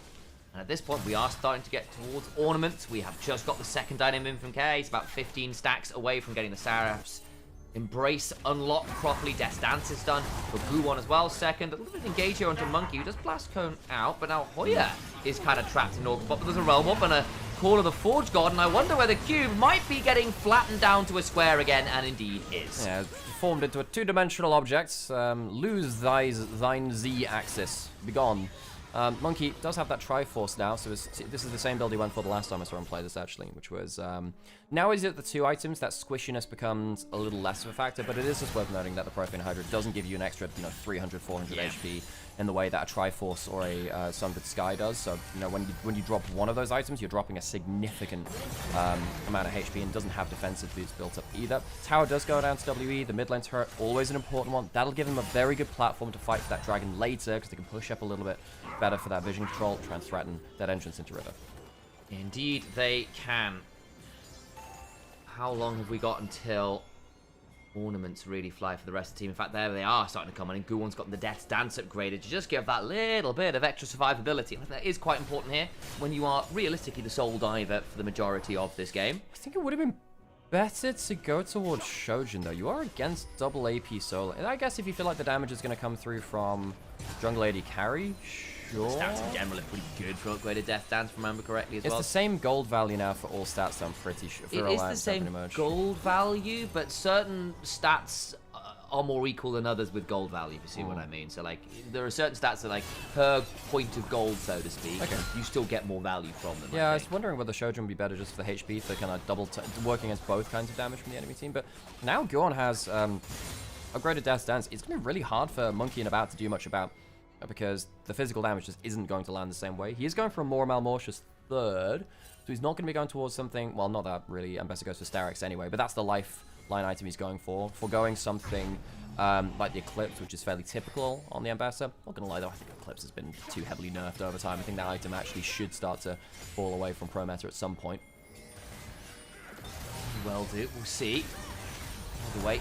Shadow Flame done for Q, by the way. Wants that upfront smack from the Rumble, rather than the consistent DPS, something like a Burner's Curse. Yeah. If he hits the Bard, the Jhin, they're gonna have really hurt, because it's gonna be the double pen. Got the Shadow Flame and that Sword Pens as well. Another ult miss, But it is going to get the flash off about, and that means the public execution lands. The curtains are called as well, and I don't know whether they want to tank this one out. The final shot lands onto Monkey, leaves them at half. Okay, teleport's coming in from Cube. He doesn't want to be there though. Oh, he's just not tanky, is he? He gets sent to Rune Prison and will not pass go. The Call of the Forge God comes on forward. They will look for more. As comes the Realm Warp. They have got extended access range. The comp might be a little unconventional, but the access is damn good, and they pick up another 2. You may fire when ready. The orbital artillery comes through. Macron spinning up.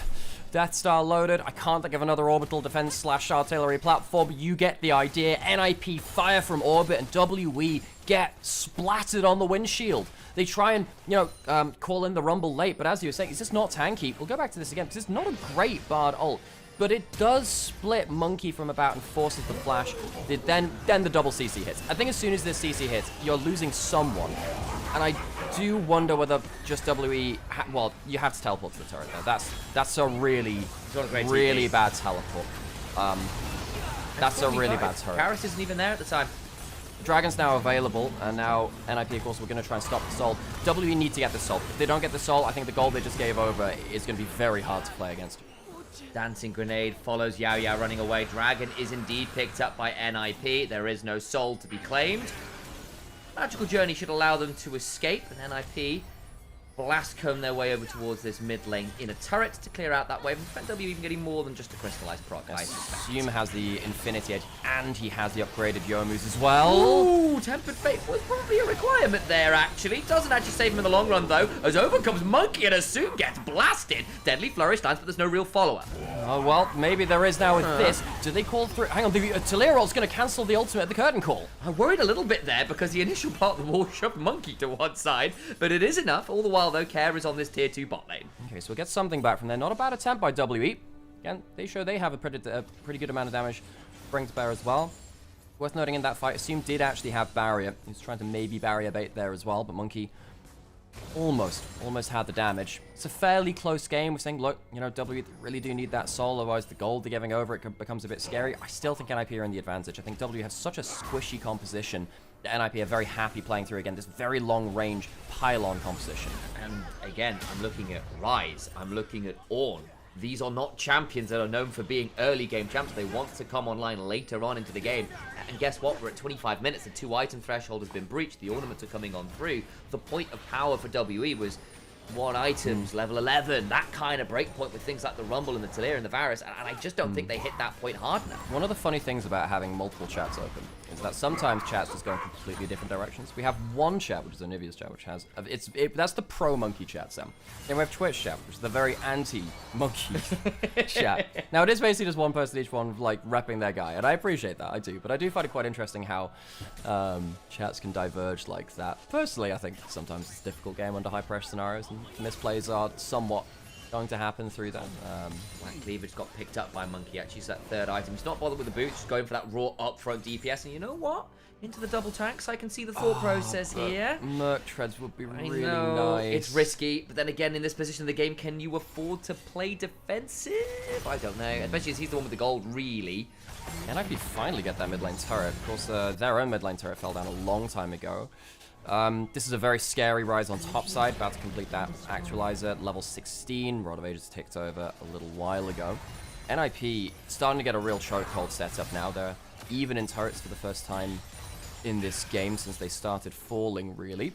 And WE, while they're not behind a crazy amount of gold, we've seen what happens with these compositions. If NIP actually get the CC onto a target, they don't really get to live. I'm naming my next pet Monkey with the eye, of course. Gotta stand by my man. Fair play, fair play. Can appreciate that. More of my mortars completed for Guon. He's happy with that. And of course, as you were saying, you know, the XP from top lane starting to lead through to those upgraded items as well. I suppose K would get an upgraded Saras, I suppose. You don't want to jump into the fog of war, my friend. Ooh, that was It's a nice fine. observer toggle. Yeah, but no, I like it because sometimes it doesn't lead to a kill, but you can imagine it could have done. Yeah. Sometimes one of the things which is probably most valuable to do if you can do, hang on, there might be a realm war coming through here. Cube is if they spot him, Cube. I was actually wondering if that would lead to an extended play. I don't think they quite had the information to go for the play though. You can see what the observers were hinting at there, and I don't blame them for the thought process, because with that ward just over that wall towards the blue side top lane, could have been a bit problematic. Here's the engage. Q1 flashes out the attempt there with a sizing shot quite well, but now the comes on forward. So that definitely does. NIP begin to fly. I don't think they're in pajamas anymore. They've dressed up for the occasion, and the occasion is WE's funeral. I don't know, man. NIP is more like ninjas in tuxedos. It feels like more like a spy movie. Call it 007, the way that they're managing to pull out all the secret tech and assassinate their opponents. WE, blink and you miss it, completely wiped off the top side of the river. And NIP used that engage range again to win a fight. They do at least take a Zoom down, so you get one back. But that's all it is, and here comes the Baron, at which point I think NIP are going to be in a terrifying position. Souls in 35 seconds, maybe there's a chance to flip here before the Baron allows them to push for too much gold. But let's have a look at this replay and how it all played out. So we did see in the picture-in-picture that Monkey had his flash blown just before this fight by a Bard ultimate, despite the Bard ult's not available to hit you. Yaya doesn't quite get the great engage, and they over-funnel for the engage. The spell flux goes on to everyone, the Ornn passive goes on to everyone, and Guon catches the remainder after that point. A Realm Warp even bringing the reinforcements to finish off the fight. That is a beautiful fight from NIP. Worth noting that off-screen Assume did die because Cube full sent it and killed him off-screen, by the by. Just worth knowing that's how he died at the end of that Baron play and why he doesn't have the buff on top of him. Yeah, that helps. His first death of the game there, by the way. He's managed to survive through the grand majority of the rest of it. Dragon started. WE can't even contest right now. They're not even close to it. It's going to go down. So even though they got the... Oh, okay, it's not about packing. Pick onto the Bard, actually. Dwarf's going to likely go down here. TP behind. This could get interesting. Monkey does at least help get that one, but then they go with the public execution. They burn quite a lot. That's decent healing, but it's not enough for Guon falls. Make that an additional couple back, though, and for all they fight, it's the 2 for 2. NIP were very close to getting a Death Stance turnaround there for the Ambassador, but there is a lot of Baron buffs now gone. Yeah. They lost one at the start of it, now they've lost another 2. Cube still on a side lane, wasn't present at the fight. Does mean that he needs to come back at some point. I will say, there is still 2 Baron buffs to use, even though you got rid of the majority of them. But for now, happy to get some gold out of that top side and get himself even further ahead. He does have a lot of items as this Rumble. Perhaps he can make a play of his own next time his flash comes up, try and assassinate the backline the way he did in that last play around the Baron. He does at least get the tier 2 top lane, so he does get a turret back. The problem is, again, it does cost a couple extra turrets, but hey, they were likely falling anyway. A couple plates picked up through those inhibitor turrets as well. 1 plate remains in mid lane. Bot lane, the full turret is claimed. A few minutes now until the next dragon spawns, which would be NIP's third. The Infernal Dragon's on a relatively high damage comp as well. Feels no bad thing to pick up. What 4th item Guon's going to be going towards with this kind of build? I wonder whether it might be something like the Starex, just continue to play for the bruiser angle rather than anything else. You can't do that with the Maw because they're both line lane. In fact, I actually mentioned that. Earlier. In fact, I was like, oh, he's going towards the Maw. A little bit strange to get that there, but if you have Maw and Death Stance, you have very good mixed resists. He's got the Shojin already. Whatever, he'll get something. GA. Well, that doesn't build out a double long swords. Yeah, it's not that one. Yeah. So at this point, it's whatever. Like he's a Ambassador, you'll go for like a bruiser item. Could even be something like the Endless Hunger at this point. Yeah. Basically, how's it going? Okay, so again, the gold lead's not crazy. It's just NIP. I feel like their comp is just so much easier to get that first pick off, and W are very, very squishy. Yeah, we'll look for a Gleaming Core, won't quite land. Question for Hey Now You See Me. Do you have a problem with John Cena? Because obviously you can't see him. Well, So you can, like, that's like why the you see him antithesis. instead. Hang on, the ult's coming on the turret, disables the turret. Here comes the combo. Never mind WWE, we're looking at raw action over here as Care will come on in and eviscerate a few people with some spell fluxes. It won't be any more than the triple kill, but a full house will do, split between the solo lanes. It's not WWE, Sam, it's L for WE as NIP go jump on from the top rope again as NIP just keep swinging for the fences. This has been a very dominant engage game from NIP as they will secure first place in group perseverance through the tiebreaker. It doesn't matter what they want, NIP are the ones swinging harder this time around and will be going on to rumble a little bit further on in the Knights Road stage. An attempted engage from Monkey, a last gasp as the Cyclone peters out into a gentle breeze that NIP will use to blow their hair artfully as they take their winning photos. Care flashes up the team of the now deceased Fun Plus Phoenix, their mid laner for many years, onto a new organization. He's had a good game here, 10 kills on the rise. NIP will end the series 2-0. WE, we thought they started very well in this split, but they can't end it in the same way. They're going to go through second, and now it will be NIP versus IG, first round of those playoffs at the Knights Road, and then Top Esports versus WE, a team which they actually knocked out of spring playoffs last year with their rosters last year. And that'll be our first matchup at the Knights Road. Indeed, it will be. Looking forward to seeing that. There are, I believe, no more tiebreakers today, so that'll be the only game we get. I hope you enjoy banging around for it all the same. I'm Initialise. That's Nymaera. We are brothers. We cast League of Legends. Thank you all for being here. For those of you who are new to the channel or still sticking around and fancying a way to come and support us, a few ways you can do that. Number one, Alex. Kofi. That's it. There is a Ko-fi link. Please do donate to the Ko-fi link. It'll work agnostic of what channel you're watching on, which is a nice way to support if you're only a YouTube viewer. Number two, Alex. Opera GX. Opera GX. Indeed, we are sponsored by Opera GX. You can see this fun little widget down below us there. There we go. We've got 21 new users. That's quite cool. If you want to help us out, this will actually cost you no money. Just a minute and a half of your time, if that. It's a really cool browser. It's based on Chromium stuff, but is a lot lighter weight, very customizable, really good if you enjoy gaming and stuff as well. It's got a load of really cool integrations there. It's just a cool browser. And again, you can download it and go, you know what? Tried it, it's not for me, stop it, and it'll still support us. You could do that after 30 seconds, even if you wanted to, but actually, it's quite a cool browser. So my recommendation is, give it a go. Yeah, we suggest you try that out as well. And then, of course, the other way you just support us is by liking, following, subscribing, and just spending some time here as well. We love spending time with you, watching the LPL like this, and continuing to tell the stories and analyze these teams and players alongside you all as well, and form our own little corner of the internet for LPL and Chinese League of Legends viewing. It's going to be a pretty short day today, folks. Not crazy. It's a 2-game series. Only been live for a couple of hours, but you know, after yesterday, I think we can use a little bit of a break. Very true. Sam, what are your plans today? Are you planning on streaming a bit? I might do an hour or two. I still need to figure out what I'm going to play next, so I might just play a bit of League. I kind of want to do some normal games to figure out how Jace Jungle's feeling after the nerfs. I'm sure he'll be pretty fine, Sam. Yeah, I have a feeling he might be. Just don't go for Dragon Steals and just play for Glass Cannon poke. That's what I'm going to do. And you'll be fine. My impression is just Ghostblade opportunity. I just hope you don't get, knocked and Oriana'd. That's it, you know? That's fair. Okay.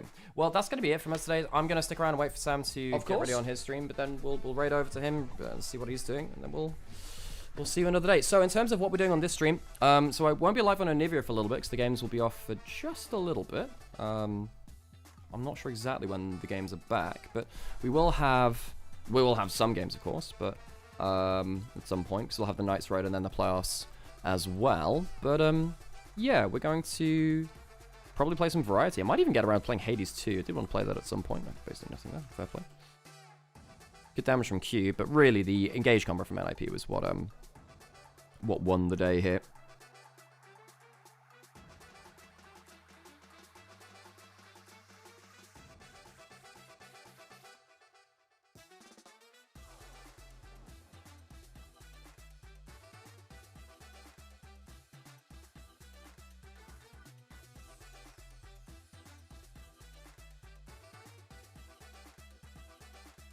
When is the LPL back on? I don't think there's an official date yet.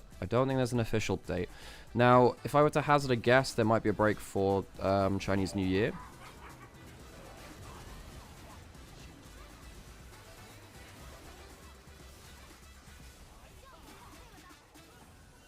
And I would imagine we're going to get, because Knights Road is I don't know if it's best of 5 or best of 3 actually.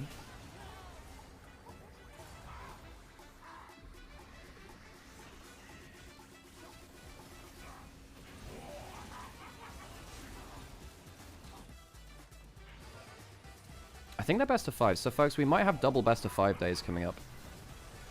I think we're going to have double best of 5 days coming up, and I think we'll probably have them. I would imagine Knights Road is in a couple of days' time. I reckon we'll have a day or two, and then we might have a day or two off, and then back for them. Then I'd imagine we'll have 2 best of 5 days, and we'll have 3 of them back to back for round 1 losers bracket and the qualification matches. So I'd imagine we only have a day or two off, max, one or 2 days.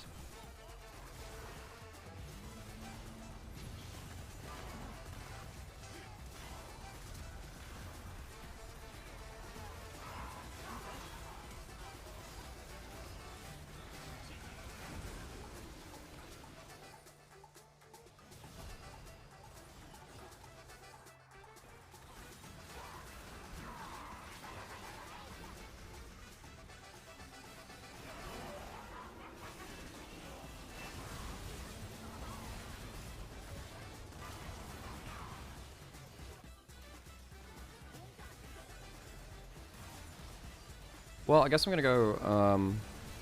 Wait, what a day! NIP win here. Wait, DNS made it through in LCK. Who are they playing today?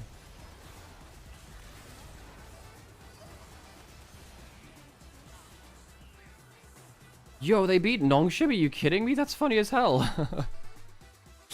What do you mean? Oh my god. Wait, they beat Nongshim? That's funny as heck. What do you mean Pyoshik's winning in LCK again? Wheel the old man back into the... Oh my god. Damn, DNS actually glowing up. It's kind of crazy.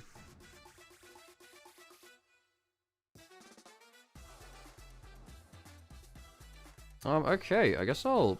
Well, Sam's not online just yet. Sam said he's having a bit of a... And then, you know, conspicuous...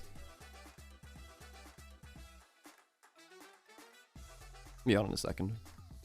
He won on his Lee Sin too. Wait, he was playing Lee Sin? Damn. I can't believe that.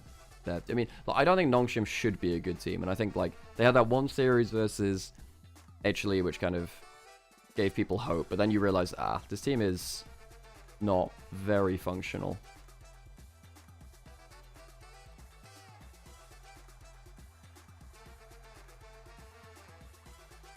What I might do is, if Sam's gonna be live in like the next minute, I can like preload the raid. He better be live by the time.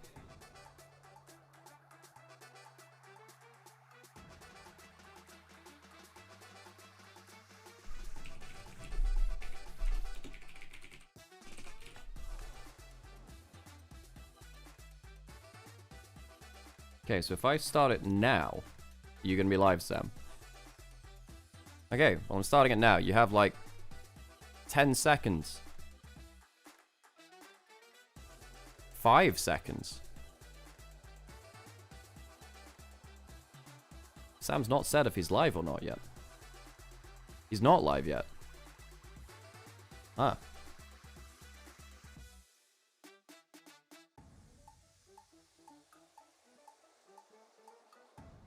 Well, it's gonna go at some point. Player of the game is Draw. He should have had it for game 1. He gets it for game 2. I'm kind of surprised he got it for that one.